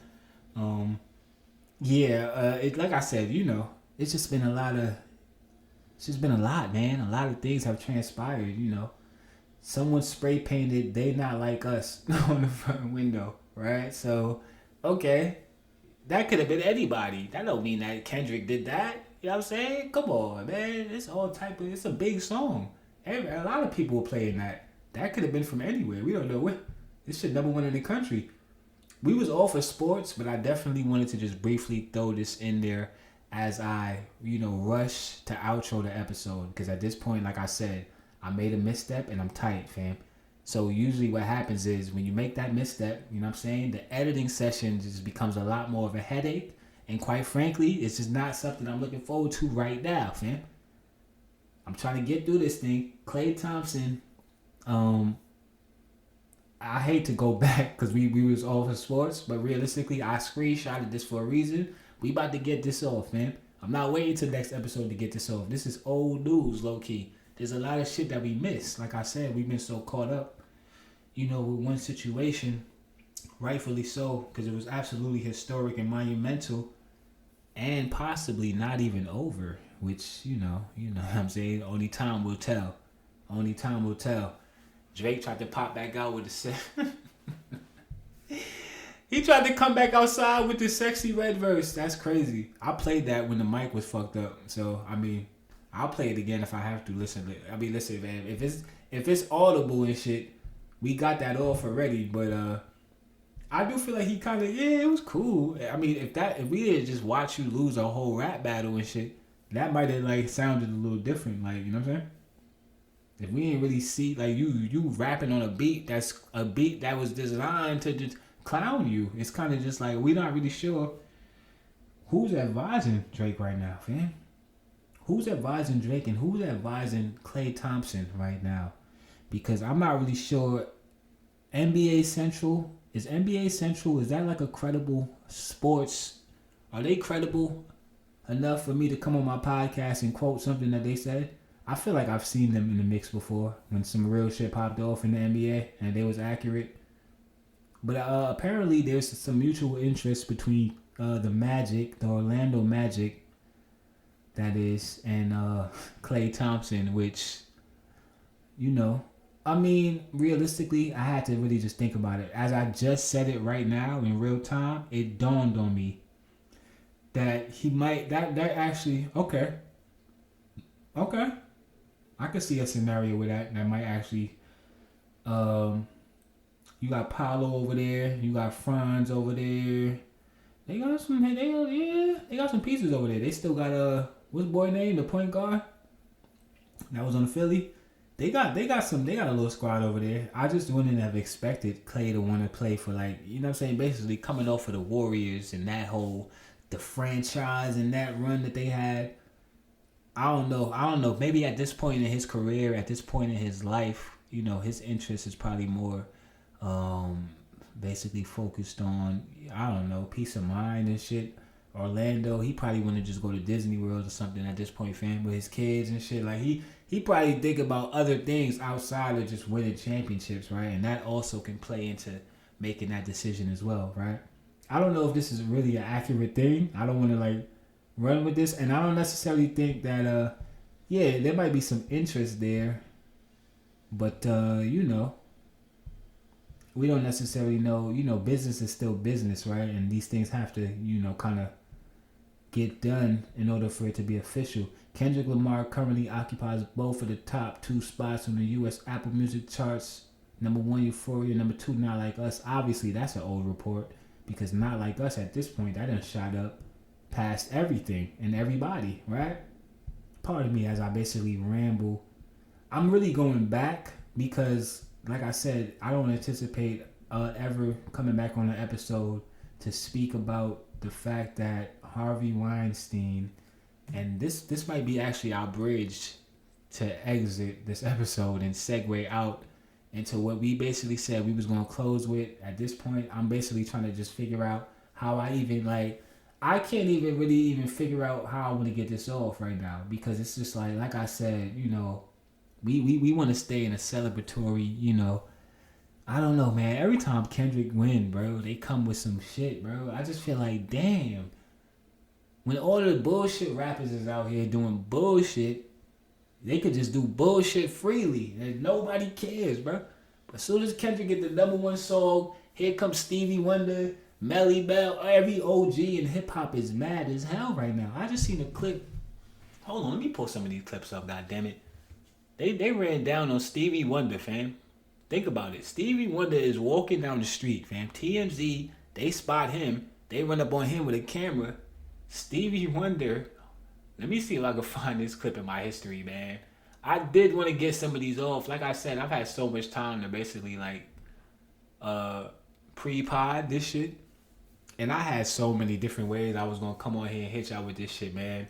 What I didn't anticipate is that my mic would be plugged out halfway, you know what I'm saying, for half of the episode. So what happens is now in real time, we are basically remixing everything we thought we was going to do. I wasn't even going to get the clips off because it was just like, all right, fam. Now I got to edit for like 3 hours. 3 hours the whole day, man. Some of these editing sessions take days, by the way. It just basically depends on where I'm at mentally as far as, like, do I really want to, like, be extra crafty with it today? Like, you know, it's a lot of shit that you got to cut out in order to bring a good quality broadcast and all. Like, y'all probably don't know that because y'all probably don't edit. You know what I'm saying? Y'all probably don't know what I'm talking about right now. I'm probably speaking another language right now, fam. I don't know what the fuck you do. But what I do, you know what I'm saying, over here in the EBCG studio, fam, is I create magic, fam, and I drop classics. #1 independent podcast on the planet. God damn it. It's the Everybody Can't Go show. I was getting ready to, yeah. I could really get y'all a 6-hour episode right now, but I'm not, though. Because like I said, you got to know when to hold them and when to fold them. You understand what I'm saying? And, I'm trying to pull this clip up. I can't find it, though. Hold on, man. I'm not going to pull it up now. At this point, we're taking too long. Stevie Wonder was spotted out and about. I do want to play it, though. I do. Because I don't want to, like, I'm not Drake. I'm not about to, like, use nobody. I'm not going to paraphrase. This is a legend. We want to give him his full. You understand what I'm saying? Hold on, man. What the fuck is this shit at, bro? Seriously. Jermaine Dupri. Yeah, that was the top, the 100 music. Yeah, he wasn't really feeling it because, you know what I'm saying, they ain't really, ooh, I forgot about that clip. We gonna get to that shortly. Obviously, we gonna close with that. What is he referring to? What is he gonna close with? Come on, man. What's the top story? Unfortunately, what's the top story right now, fam? Huh? Because Kendrick ain't dropped the album, so now that leaves a perfect runway for all the weird shit. So this is the clip of Stevie Wonder, who basically, well, this is an ad. I definitely lost my YouTube premium, exposed myself and shit. Yeah, this is a clip of Stevie Wonder who was basically spotted out. I don't know where he was, but they basically asked him Stevie Wonder's opinion and his take on Kendrick Lamar versus Drake. Let's get to it. You know, some of the greatest artists of our time are in a big argument right now. I want to know what message I know you're a peaceful guy, and, you know, a lot of people are saying this is maybe bad for the culture. Just, you know, it's like just negative. Any kind of war is bad for the world. Any kind of war. I mean, and you know, Drake is talented, and Kendrick is like, you know, he's a cultural icon, you know. So it's kind of hard to see these guys. Does it give you any bad feelings seeing these two guys, you know, in this position? I'm not even gonna hold you. I just think that the world needs to focus on what's going on, because those things are just distractions. Oh wow! You think it takes people's eyes off of you know, what really matters then? I'm not gonna hold you. This reporter right here, I'm gonna let Stevie finish. Say again? You know the wars that are going on right now? That's right. Real wars, not The stuff. homelessness that's going on right now? That's right, sir. That's right. That's right. G.K.M.C, can't you see? Hey, we love you, man. We love you, and that's true. I think we need to get back focused on what's going on that really matters. Any message to the two? God bless you. We always here for the God bless you, right? You can't be mad at that. But what I'm saying is this, man. First of all, that reporter is an asshole. Let me just say this. Because, you know what I'm saying? You know how the second watch you catch something? He asked Stevie Wonder if he could see something. Like, I caught that, fam. That wasn't funny, bro. And I see what you did. I just feel like Stevie Wonder is one of our greats, you know what I'm saying? Black legend, and you know what I'm saying? Pillar in the black community, fam. I don't want to appreciate you out here basically trying to make a mockery. He talk about, did you see something, and what else did he said something else slick, you know what I'm saying? TMZ, Stevie Wonder, obviously, he's not in tune with the Kendrick Lamar, Drake. I'm sure he listened to the Pimp a Butterfly album, though. He probably didn't realize what it was. Like, he didn't see the cover, but, like, he heard them jazz elements on that album, fam, and he was rocking with that. Stevie Wonder, let's be clear, if he heard To Pimp a Butterfly, he had some verses for that album, fam. That is a whole fact. If not some, like, instrumentation or something, pardon me. And I just feel like, you know what, man? You know what? I feel like, I understand. That's Stevie Wonder, though. And at the end of the day, you know, Stevie Wonder's been around, you know, for quite some time, you know, that he's experienced a lot, you know, and he's been around the music business. I don't really necessarily feel like, you know what I'm saying, shit is that deep personally, right? Yeah, sure, something popped off at Drake crib and somebody got hit, whatever the case may be, but that could be some isolated shit at the end of the day, fam. We're not about to sit here and blame, you know what I'm saying? I mean, he made the anthem. We gonna be all right, fam. I don't think that the guy that wants y'all to be all right, I don't know, fam. He also is from Compton, though. And there are a lot of, you know, there are some guns out there, I guess. Right? So it's not completely far-fetched. It's possible. Somebody probably caught a flight. That is possible, fam. And when you playing with Pac and shit, you done took it to a whole nother level, fam. This is Whack 100. Whack 100. Let's see what Whack 100 is talking about. Drake responded, and he called Kendrick a woman beater. And there's little videos floating around, like this one, you know, there's a podcast in Vegas where someone saw Kendrick get into some sort of physical altercation with his fiance. He said that Kendrick's child ain't really his, it's really Dave Freeze. Yeah, the second child. I seen that.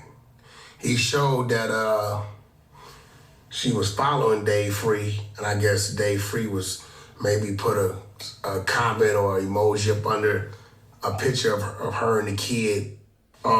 Which doesn't mean anything. No, because if it is Kendrick's kid, then Dave Free should put some respect upon her. But I guess she's not following Kendrick. And she's nothing. following Dave Which Free. means nothing. Right? Yeah. So I didn't know, is Dave Free following her? I don't know.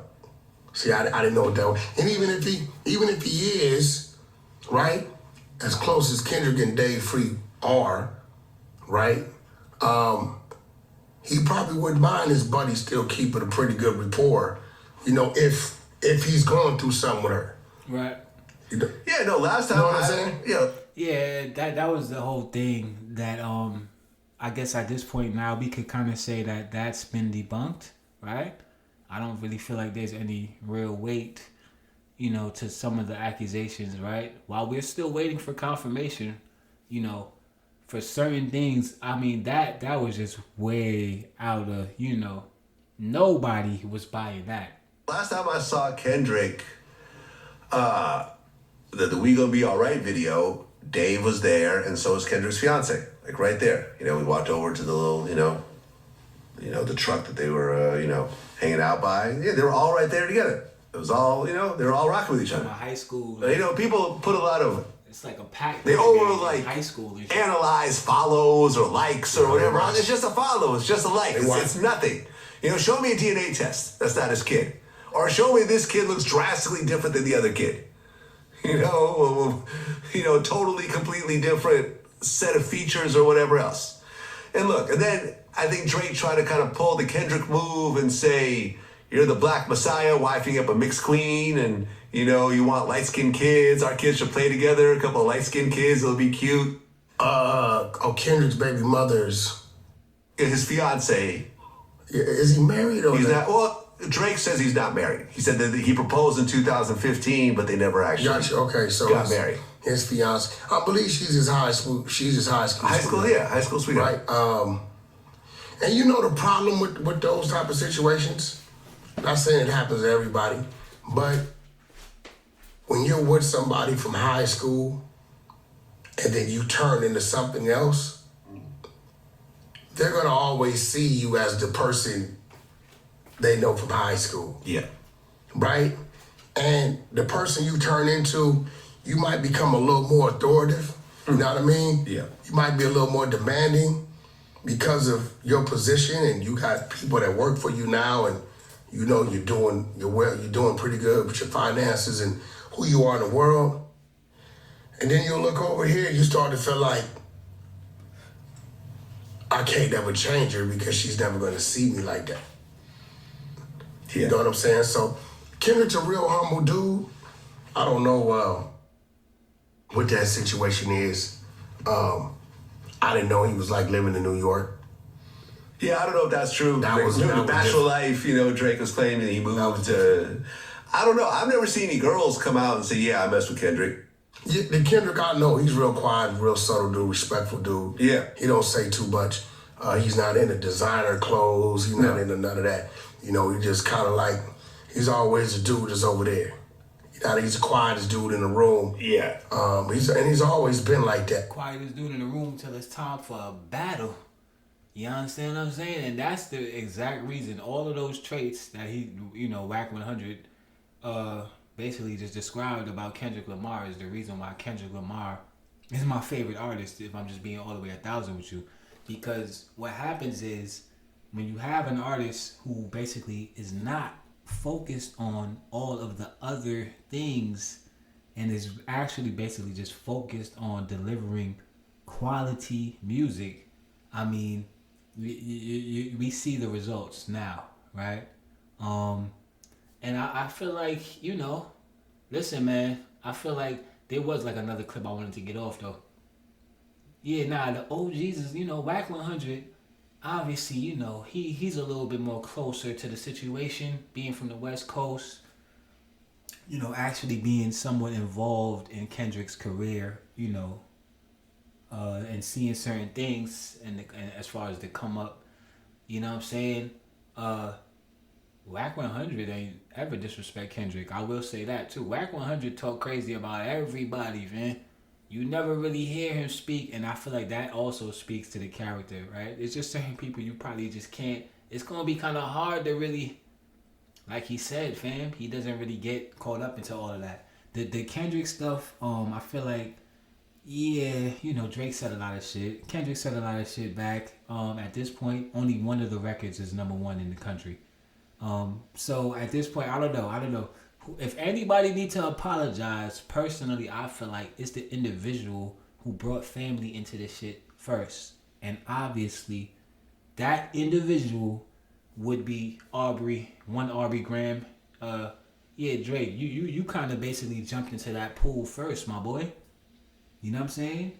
You didn't know he had that bop in the tuck. You ain't know. It's cool. You made a mistake, fam. And at this point, I just feel like if anybody's going to apologize, fuck all that, by the way. I don't even want to see an apology at this point. We far past an apology now. You know what I'm saying? At this point, an apology is the last thing that we want to see when it comes to Drake and Kendrick Lamar. That actually brings me to another apology that we received that, quite frankly, we just wasn't ready to receive. Unfortunately, like I said, I was gonna close with this just for the simple fact that I ain't really wanna hold on, let me clear my throat for this. Pause. No, anyway, I don't even think that's funny anymore. I don't even really think I don't even want to say that anymore. That whole. So from one apology that we didn't get to one that we did. So okay, I guess now we get to the elephant in the room. I definitely brought up Harvey Weinstein and then completely left this cold turkey. But apparently Harvey Weinstein, his conviction was overturned by a New York Court of Appeals. So that definitely took place a couple of weeks ago. I didn't get a chance to come on here and really vent basically my level of disgust, you know what I'm saying, for the justice system, and just basically like, fam, I don't know, man. I don't know. That definitely occurred. But what also occurred, obviously, we've kind of been, I can't even say we've been following this. Questlove was the other, that's the other individual who I forgot, right? He basically said that hip hop is dead, which I feel like, god damn, Questlove, like, we didn't hear that since Nas dropped that album and shit. Hip hop is dead because Kendrick Lamar, I don't know, because he got the #1 song, fam. Was hip hop not dead when motherfucking rappers was getting shot and they got RICO cases and all this shit? I ain't hear Questlove say shit. Questlove was on the goddamn drums, fam, making instrumentals for Jimmy Fallon in the night show and shit. You on Jimmy Fallon playing the goddamn drums and the cello and shit with your band. You not even paying attention to hip hop, fam. You over there. Where was you at when Takeoff? I don't know, fam. I don't know. I just don't feel like this is the time for us to have that, the hip hop is dead conversation, because quite frankly, the complete opposite, is basically what's happening, right? If we look at the charts, hip hop is basically, we're charting, we're #1, we're, we're in the conversation, we're dominating the charts. I don't really see how you can take that and say that hip hop is dead. And Lauryn Hill is still outside. What are we talking about? Lauryn Hill just confirmed that she has new music on the way. You understand what I'm saying? Hip hop is here to stay, Questlove. Unfortunately, we do have to, basically go through this thing every now and then with the fine-tooth comb. And, we basically have to kind of like, weed out the bad hip-hop, basically, in the bunch. You understand what I'm saying? And right now, I do feel like, unfortunately, we're at a point right now with Sean Combs, also known as Diddy, Puffy, P. Diddy, Puff Daddy, a man of many monikers, many names, and quite frankly, at this point, I don't know, man. I feel like the names, none of that means anything now. None of it means anything now. Is it? He's disgraced. Disgraced will be before everything they put on the screen before Diddy's name. Diddy, P. Diddy, listen, we basically have been talking about, I can't even say we've been talking about, because like I said, I kind of let this, I ain't really want to talk about this shit just for the simple fact that I didn't feel like I had enough information. At this point, we're at a point now where, some footage has been released. You know what I'm saying? We seen some footage of, Diddy, or what appeared to be Diddy. It was Diddy in the video. It was clearly him. There's no denying it. He confirmed it at this point. You know what I'm saying? Which I don't even really think was even where's your legal team, fam? A video of Sean Combs was released this week on the internet, and the video basically displayed, basically something that, was already kind of speculated upon.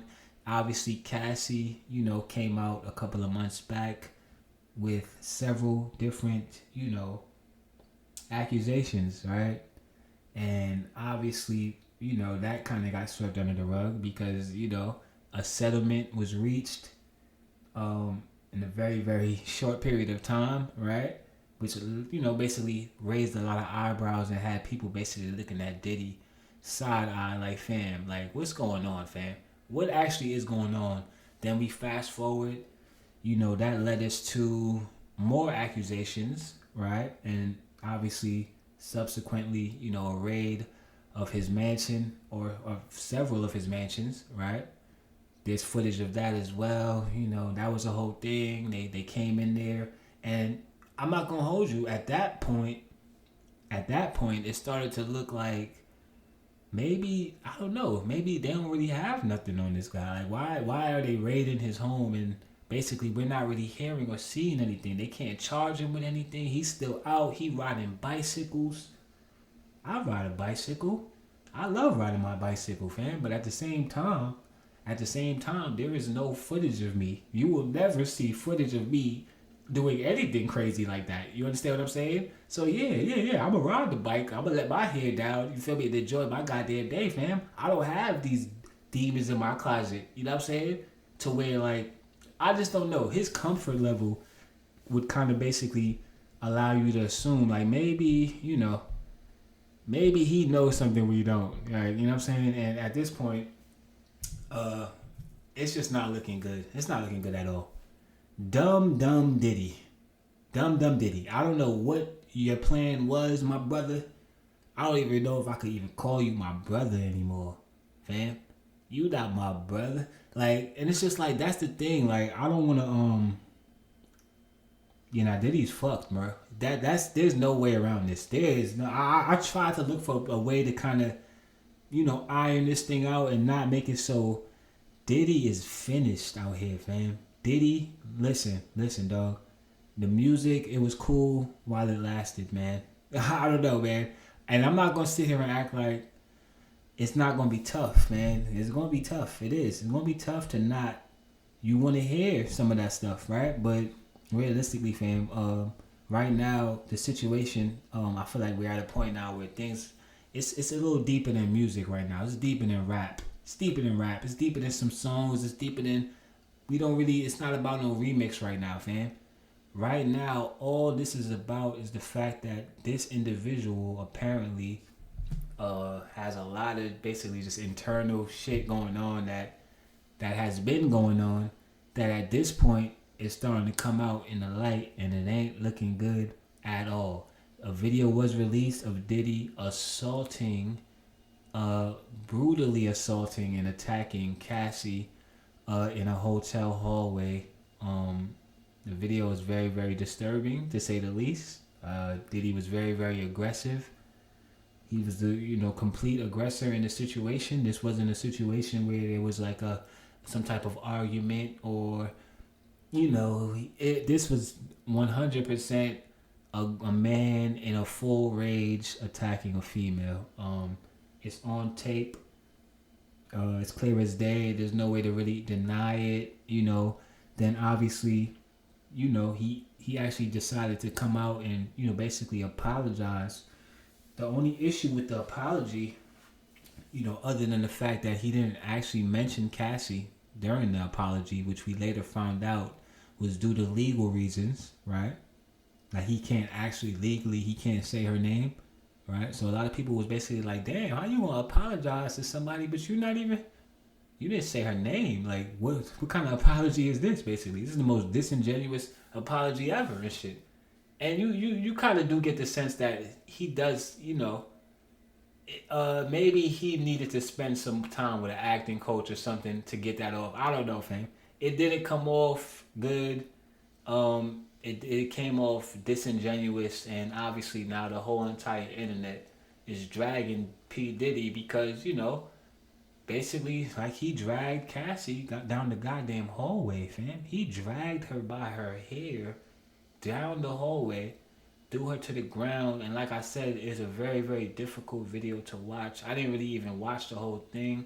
I seen a majority of it. I've seen enough. Goddammit. He kicked her while she was on the ground, and it's just not a good look. What I will say is this. While we can obviously, basically, I'm not going to do that. See, I'm not even going to do that. I'm not going to do that, fam. At this point, we pretty much have to just kind of wash our hands from Diddy at this point. Like, there is no more. It's over. It's over, fam.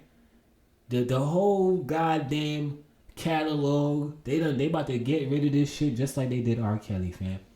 You have so many artists who basically worked with this individual who I do feel like, unfortunately, and we've made this point in the past, the reason why I don't feel like it's not even just about Diddy at this point. When we're talking about a legacy that spans out for so many, you know, years, so many decades, you know, this man has pretty much had his hand on just about every and anybody in the industry. These people are going to be affected as well. And that was kind of really, you know, I mean, that was basically the position I was speaking from, you know, when it was kind of like, you know what, maybe we need to kind of sit this out and wait and see how this plays out. I do feel like more will be revealed, obviously. But at this current time and where we sit right now, May 24th, 2024, 8:25 p.m. on the East Coast, Sean P. Diddy Combs is finished. He's done. He's finished. I don't think, I don't really know. I'm not really sure what the next move is going to be. Obviously musically, that's over, right? We not gonna, there's no more. What album? You can't put out music anymore. You can't even host your goddamn parties anymore, fam. You was the host with the most. You was Mr. You know what I'm saying? He basically was known for all of these parties, and obviously, I mean, listen, fam. At this point, the parties is probably where the trouble started, right? According to a lot of these goddamn reports. And quite frankly, I don't really even want to talk about this anymore, fam. I'm tired. I have a full day of editing ahead of me, more than likely. And like I said, I know for a fact that more will be revealed. At this point, Cassie has come out, and she kind of came out and put out a statement as well. I'm getting ready to read that statement. So Cassie, who a lot of people basically, you know, it's not like, I'm not sure, was it doubt? People, it's not really that people doubted, you know, the things that she was saying. I feel like, yeah, but nah, you can't say that though. A lot of people did kind of question basically the validity of the situation. Like how legit, because a lot of the accusations did sound crazy. Obviously now that we have video footage that can basically, you know, after you basically came out and was so adamant about clearing your name and how none of this stuff was true, and you sure forgot and left out this, basically this situation right here, which you were aware of the fact that this tape existed because this tape was seized from your home, right? And like I said, I don't want to really stay. I don't want to sit here and basically spend time going. Listen, all of the goddamn accusations. They got 50-page documents out. They got textbooks of accusations right now, of all types of different situations and incidents and different weird scenarios, fam. It's all out there for your consumption. I don't feel the need to basically, read off of all of these different things. What I will say is this. Cassie, came out after, every, the apology that basically nobody accepted. Nobody wanted to hear. She came out, she made a statement, and she basically said she thanks everyone. Thank you to everyone. Hold on, let me get that off again. So Cassie made a statement. She actually did come out and make a statement in regards to all of the, basically the backlash, coming off of this, apology. And what she said was, thank you to everyone that has taken the time to take this matter seriously. My only ask is that everyone open their hearts to believing victims the first time. I offer my hand to those that are still living in fear. And that is Cassie, who has broken her silence following the release of Diddy assault video. And I mean, at this point, we just want to send prayers and condolences to Cassie, her loved ones, you know what I'm saying? And basically, realistically, any and everybody who's basically a victim of domestic violence. Obviously, a situation like this, you can't really isolate one individual. This is obviously something that a lot of people are basically dealing with. It's a broad topic. It's a very, very common thing in this country, and, yeah, you do have to take it serious. I mean, listen, me, myself, personally, and this is not a good idea. I don't suggest this. This is not even something that I probably could see myself doing again, realistically. Just basically knowing everything I know now about how these situations play out and just how deep these situations could get. What I will say is this, though. Myself, personally, I've witnessed, like, I'll intervene. I'll intervene is what I'm saying, basically. Like, I'm not going to be standing somewhere, and if a guy is basically getting overly aggressively physical with a female, I'm going to intervene 9 times out of 10, right? Well, I would have. Let me just say, they were at one point in time, I definitely stepped in, you know what I'm saying? A few situations that I probably should have just minded my business, realistically, fam. But I will say, though, it's kind of hard to be there for it. Like, I don't know. Everybody's wired differently, and realistically, we all going, move how basically we was taught to move. But what I'm saying is this: a lot of people were basically willing to basically cover up this type of shit. Like, how many people basically were aware of the fact that this was going on? You know what I'm saying? And like I said, I don't really want to get into the ins and outs. I'm pretty sure they got the Diddy documentary, the Did He Do It doc is probably on its way. I know 50 Cent is definitely trying to get that shit in production. And I will say, once again, I don't feel the need to basically sit here and make a mockery of anybody. And I do feel like this situation is far more serious and significant than just Diddy and Cassie. Obviously, she was a victim and Diddy was her abuser. But we can't overlook the fact that there are other people out there who are in far more, if the same situation, if not worse, right? And we don't want to, basically, that's not to take away from Cassie's situation. But all I'm saying is this. Fortunately for Cassie, there is a video, right? Is what I'm basically trying to say. And fortunately for Cassie, she's a public figure. And obviously this is something that now everybody kind of could chime in. And basically there's a lot of people and a lot of victims out there who don't have a voice, don't have a platform, don't really have the resources to get, a video out on CNN and basically have all of the people support you and So what I will say is, obviously, she had to endure what she had to endure, and it was, obviously unfortunate, and obviously the video is very, very clear. You know what I'm saying? That she was basically going through a lot, with this individual. It's just hard for me, just for the simple fact that I'm literally rewatching Making the Band 2 right now, fam. Y'all think I'm gonna turn that off right now? I'm on episode 7, fam. Season 3, I think. This is one of the greatest shows of all time, fam. And it's not even really that many. Listen. I'll fast forward through the Diddy scenes, fam. But you are not about to take. You could take More Money, More Problems, fam. God damn it, you could take Biggie's catalog, fam. You ain't gonna take Making the Band from Real Bad TV, fam. That is one of my go-to. You know what I'm saying? I love that show so much. I do. I just think that's a great show. The concept, everything. They hit that out of the park, man. They hit that shit out of the goddamn park. I'm about to hit this fucking podcast out of the goddamn park, and I'm about to park this because, listen, like I said, I came, I saw, I conquered. I took a couple weeks off. You know what I'm saying? Yeah. I had to get right. And we just really needed to refresh our palate. We've been so, focused on. I had to refocus my focus, right? To say the least. I don't know when this episode is coming out. I don't. What's today? Realistically, I got a little mix I got to do right now. Alright, so check this out, right? In closing, hopefully everybody gets the help they need when it's all said and done, right? We all need some type of help in some way, shape, form, or fashion. Everybody don't have the answers. We don't all have it all figured out. But you just can't crash out. Like, you know what I'm saying? You can't crash out, fam. Pump your goddamn brakes. You know what I'm saying?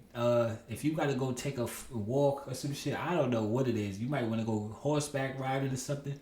I'm just saying, fam, there is always another option before you crash out. And take it from me, I already seen what I had to do. You know what I'm saying? And what my situation was last year, I'm just coming off of beating a case my damn self. You gotta hit a bomb for me. Yeah, let me hit a bomb for me for walking away scot-free. For niggas thinking they was gonna stop me. Yeah, absolutely. I know how it go. I know how sticky it gets. I know how in a blink of an eye a situation could go left. But that was with a nigga though. I'm not beating up no girl in no hallway with no socks on, fam. That was crazy, bro. He chased her down like, and this is what I'm saying. Like, I wouldn't even have did that. You're not even punt kicking a guy on the ground. Understand that kick he did is actually illegal in the UFC.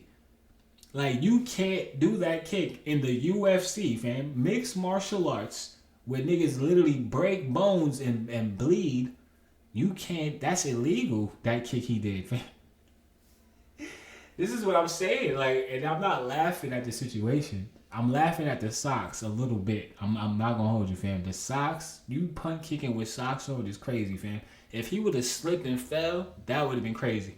Cause like usually with socks on, I don't know, man.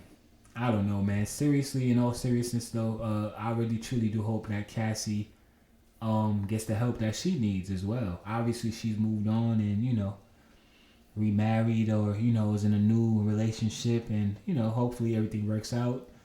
Hopefully that settlement does her justice as far as what I'm saying. I just hopefully all her pain is eventually goes away, right? Because that is a tough and we don't even really know everything, right? We only seen a short clip of some shit. Like we don't really know basically just how that has mentally affected her. Diddy, until further notice, really, I don't see a scenario where Diddy's, getting embraced by the hip hop community ever again. Realistically, man, this is a permanent stain on your legacy. Like, forget about. We was just talking about how Drake took a big L.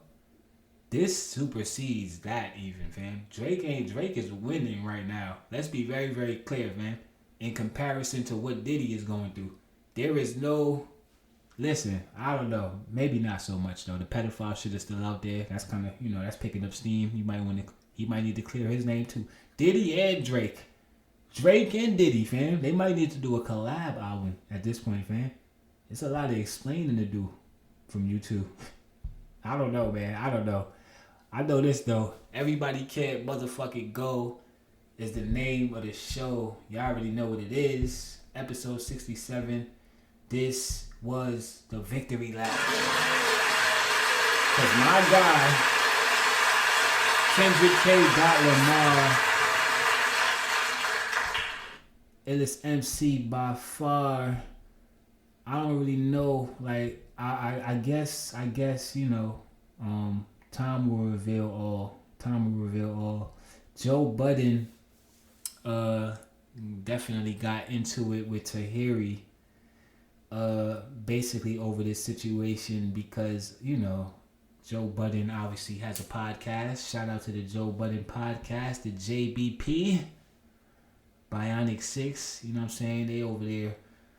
And obviously, you know, you can expect to basically, we knew that Joe Budden was kind of, a lot of people wanted to really hear his take on the situation for several different reasons. Obviously, one of the reasons is, you know, he kind of worked with Diddy not too long ago. Obviously, he was over there on Revolt, State of the Culture. You know, that was kind of like a hit show on Revolt at the time. And, you know, obviously they developed a relationship, a partnership to a certain degree. So, yeah, a lot of people was basically looking to Joe for, like, you know, basically his take, right? This is what we come to you for at this point. Like, we want to hear the Joe Budden perspective. And, I mean, he delivered, man. On his last episode, they definitely spent a good, you know what I'm saying, portion of the episode basically tearing, you know what I'm saying, they pretty much, you know, went in on Diddy in the whole situation.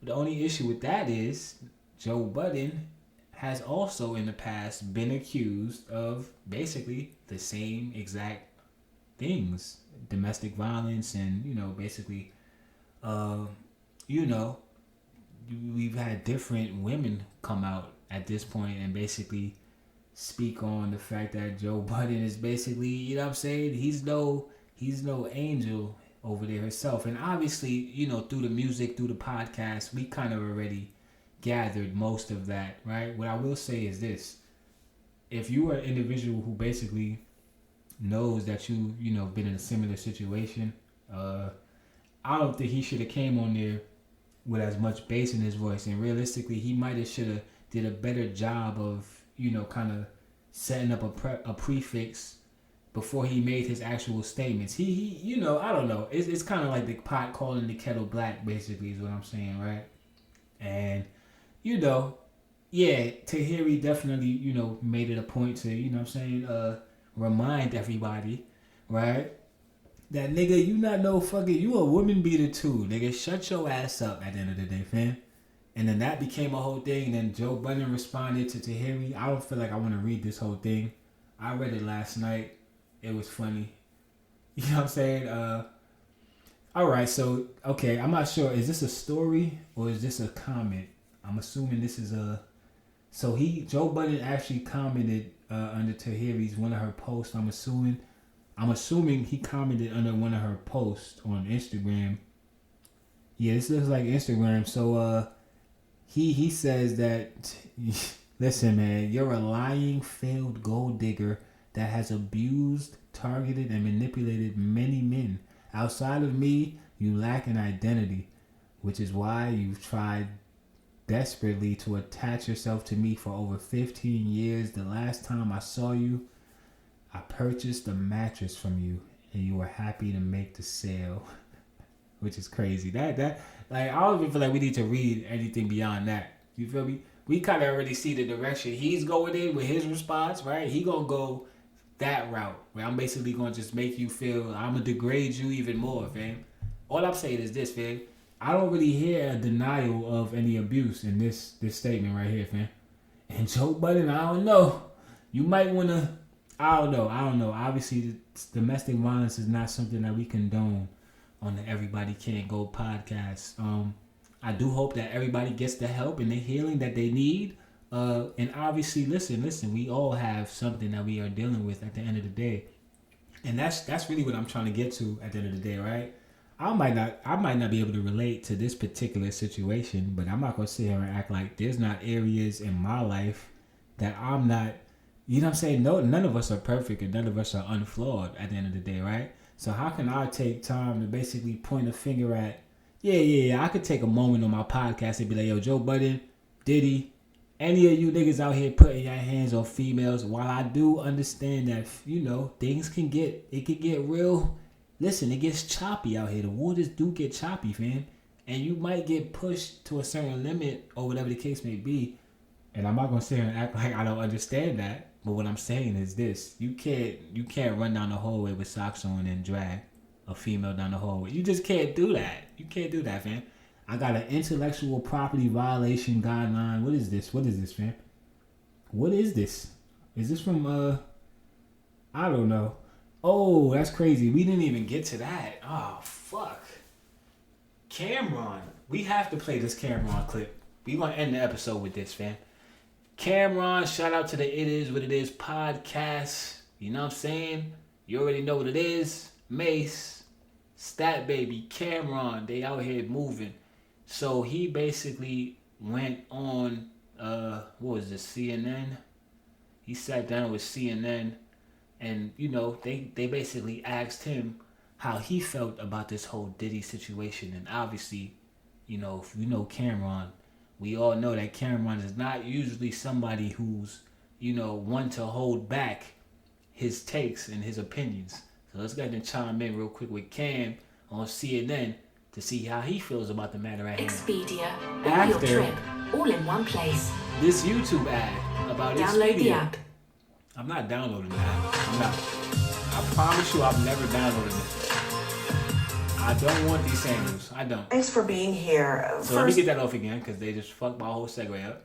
So let's so we got Cameron on CNN, and this is basically how he felt about the situation. Let's chime in.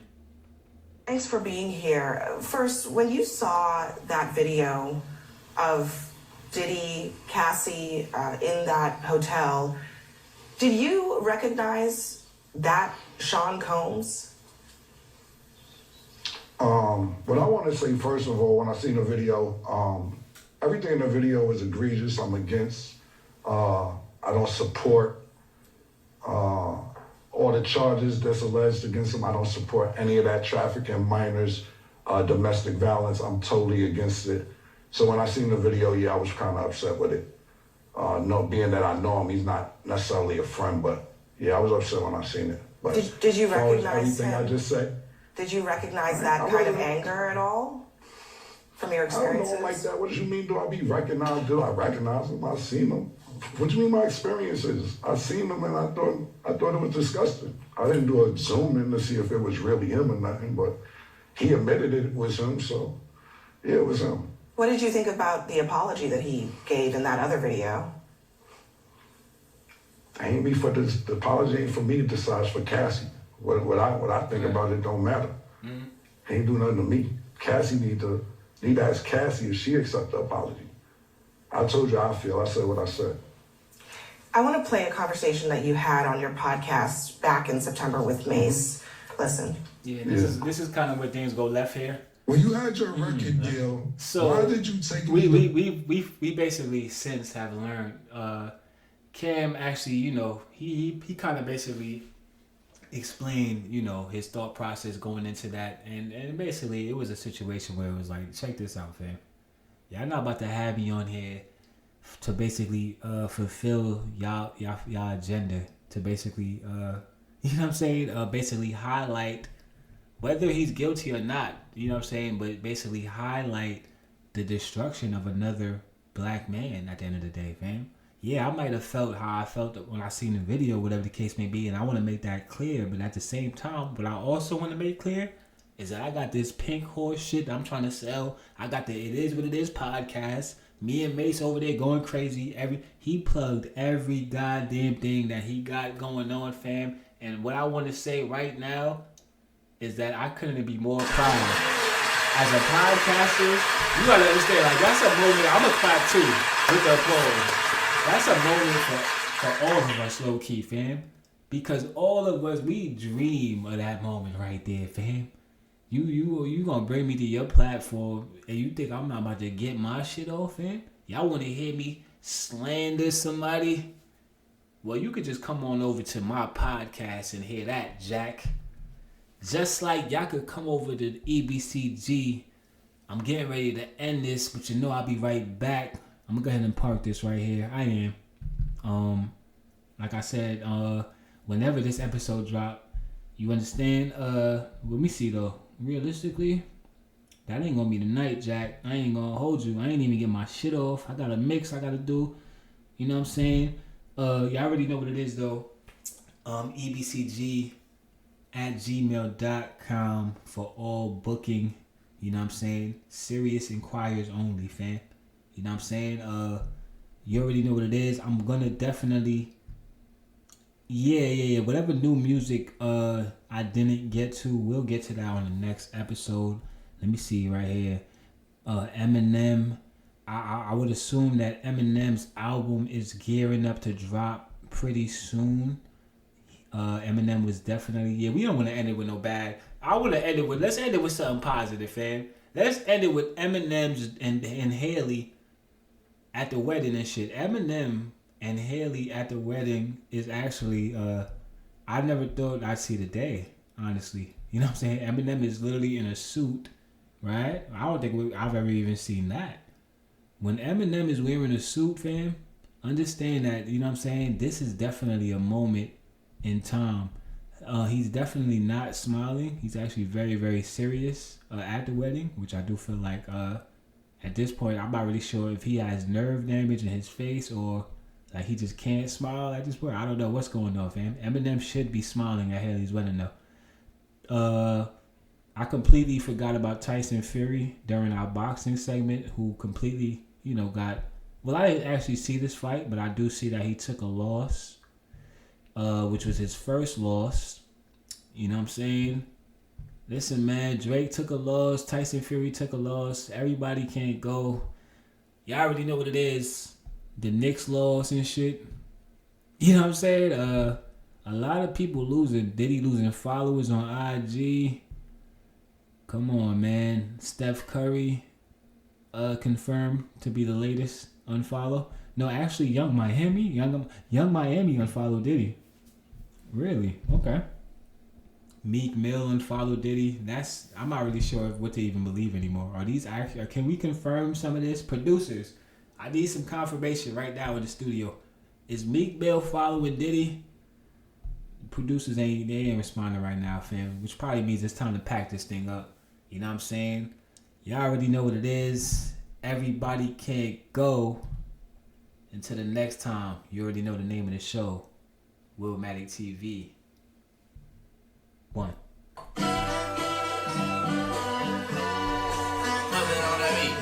Hey, mustard on the beat, ho, Debo, any rap nigga, he a free throw. Man down, call an ambulance, tell him free throw. Nail a nigga to the cross, he walk around like Tizo. What's up with these jabroni ass niggas trying to see Compton? They industry can hate me, fuck them all in their mama. How many options you really got? I mean, it's too many options. I'm finna pass on this body, I'm John Stockton. Beat your ass and hide the Bible if God watching. Sometimes you gotta pop out and show niggas. Certified boogeyman, I'm the one that up to score with him. Walking down whole time, I know he got some hoe in him. Pull on him, extort shit, bully the flow on him. Say Drake, I hear you like I'm young. You better not ever go to cell block 1. To any bitch that talk to him and they in love, just make sure you hide your little sister phone. They tell me Chubb's the only one that get your hand-me-down. Number one song in the country right now. And Baka got a weird case where I see it around. Certified lover boys, certified pedophiles. Rock, rock, rock, rock, rock. That fuck 'em up. Rock, rock, rock, rock, rock. I'ma do my stuff. Why you trolling like a bitch? Ain't you tired? Trying to strike a chord and it's probably A minor. Whoa. They not like us. They not like us. They not like us. They not like us. They not like us. They not like us. You think the Bay gon' let you disrespect Pop, nigga? I think that Oakland show gon' be your last stop, nigga. They cold foul, I don't know why you still pretending. What is the owl? Bird niggas and bird bitches, go. The audience not dumb, shape the stories how you want. Hey Drake, they're not slow. Rabbit hole is still deep, I can go further, I promise. Ain't that something? Be rest, that's for bitchin'. You Malibu most wanted, ain't no law boy, you ball boy, fresh Gatorade or something. Since 2009, I had this bitch jumping. You niggas will get a wedgie, be flipped over your boxes, or over your foe. The other vaginal option, pussy. Nigga better straighten they posture. Got favors all up in contact. Might write this with a doctor. Tell a pop star quit hiding. Fuck a caption, won't action. No accident, I'm hands on. He fuck around, get polished. Fuck no rain grow. He was in jail, that's conniving. Then get his face tatted like a bitch apologizing. I'm glad D-Rose came home, y'all didn't deserve him neither. From Alondra down to Central, nigga better not speak on Serena. And your homeboy needs subpoena. That predator moving flocks. That name gotta be registered and placed on neighborhood watch. I lean on you niggas like another line of walk. Yeah, it's all eyes on me and I'ma send it up the pot. Ay, put the roll label on me, I'ma get them dropped. Ay, sweet chin music and I won't pass the ox. Ay, how many stocks do I really have in stock? Ay, 1, 2, 3, 4, 5 plus 5. Ay, devil is a lie, he is 69 God. Ay, freaky ass niggas need to stay their ass inside. Ay, roll their ass up like a fresh pack of Zod. Ay, city is back up, it's a must, we outside. Ay. Everybody can't go. You already know. They not like us, they not like us, they not like us. They not like us, they not like us, they not like us. Once upon a time, all of us was in chains. Homie still double down, calling us some slaves. Atlanta was the mecca, building railroads and trains. Bear with me for a second, let me put y'all on game. The settlers was using town folk to make them richer. Fast forward 2024, you got the same agenda. You run to Atlanta when you need a check balance. Let me break it down for you, this the real nigga challenge. You caught Future when you didn't see the club. What, little baby, help you get your lingo up. What, 21, get your first street cred. Thug made you feel like you a slime in your head. What, Quavo said you could be from Northside. What, 2 Chainz say you good, but he lied. You run to Atlanta when you need a few dollars. No, you not a colleague, you a fucking colonizer. The family matter and the truth of the matter. He was God's plan to show y'all the liar. He a fan, he a fan, he a fan. He a fan, he a fan, he a freaky ass nigga, he a 69 God. Freaky ass nigga, he a 69 God. Hey, hey, hey, hey, run for your life. Hey, hey, hey, hey, run for your life. Freaky ass nigga, he a 69 God. Freaky ass nigga, he a 69 God. Hey, hey, hey, hey, run for your life. Hey, hey, hey, hey, run for your life. Let me hear you say O-V-Ho. O-V-Ho. Say O-V-Ho. O-V-Ho. Then step this way, step that way. Then step this way, step that way. Are you my friend? Are we locked in? Then step this way, step that way. Then step this way, step that way. Everybody can't go. Number one independent podcast in the world. This has been episode 67. That is a wrap.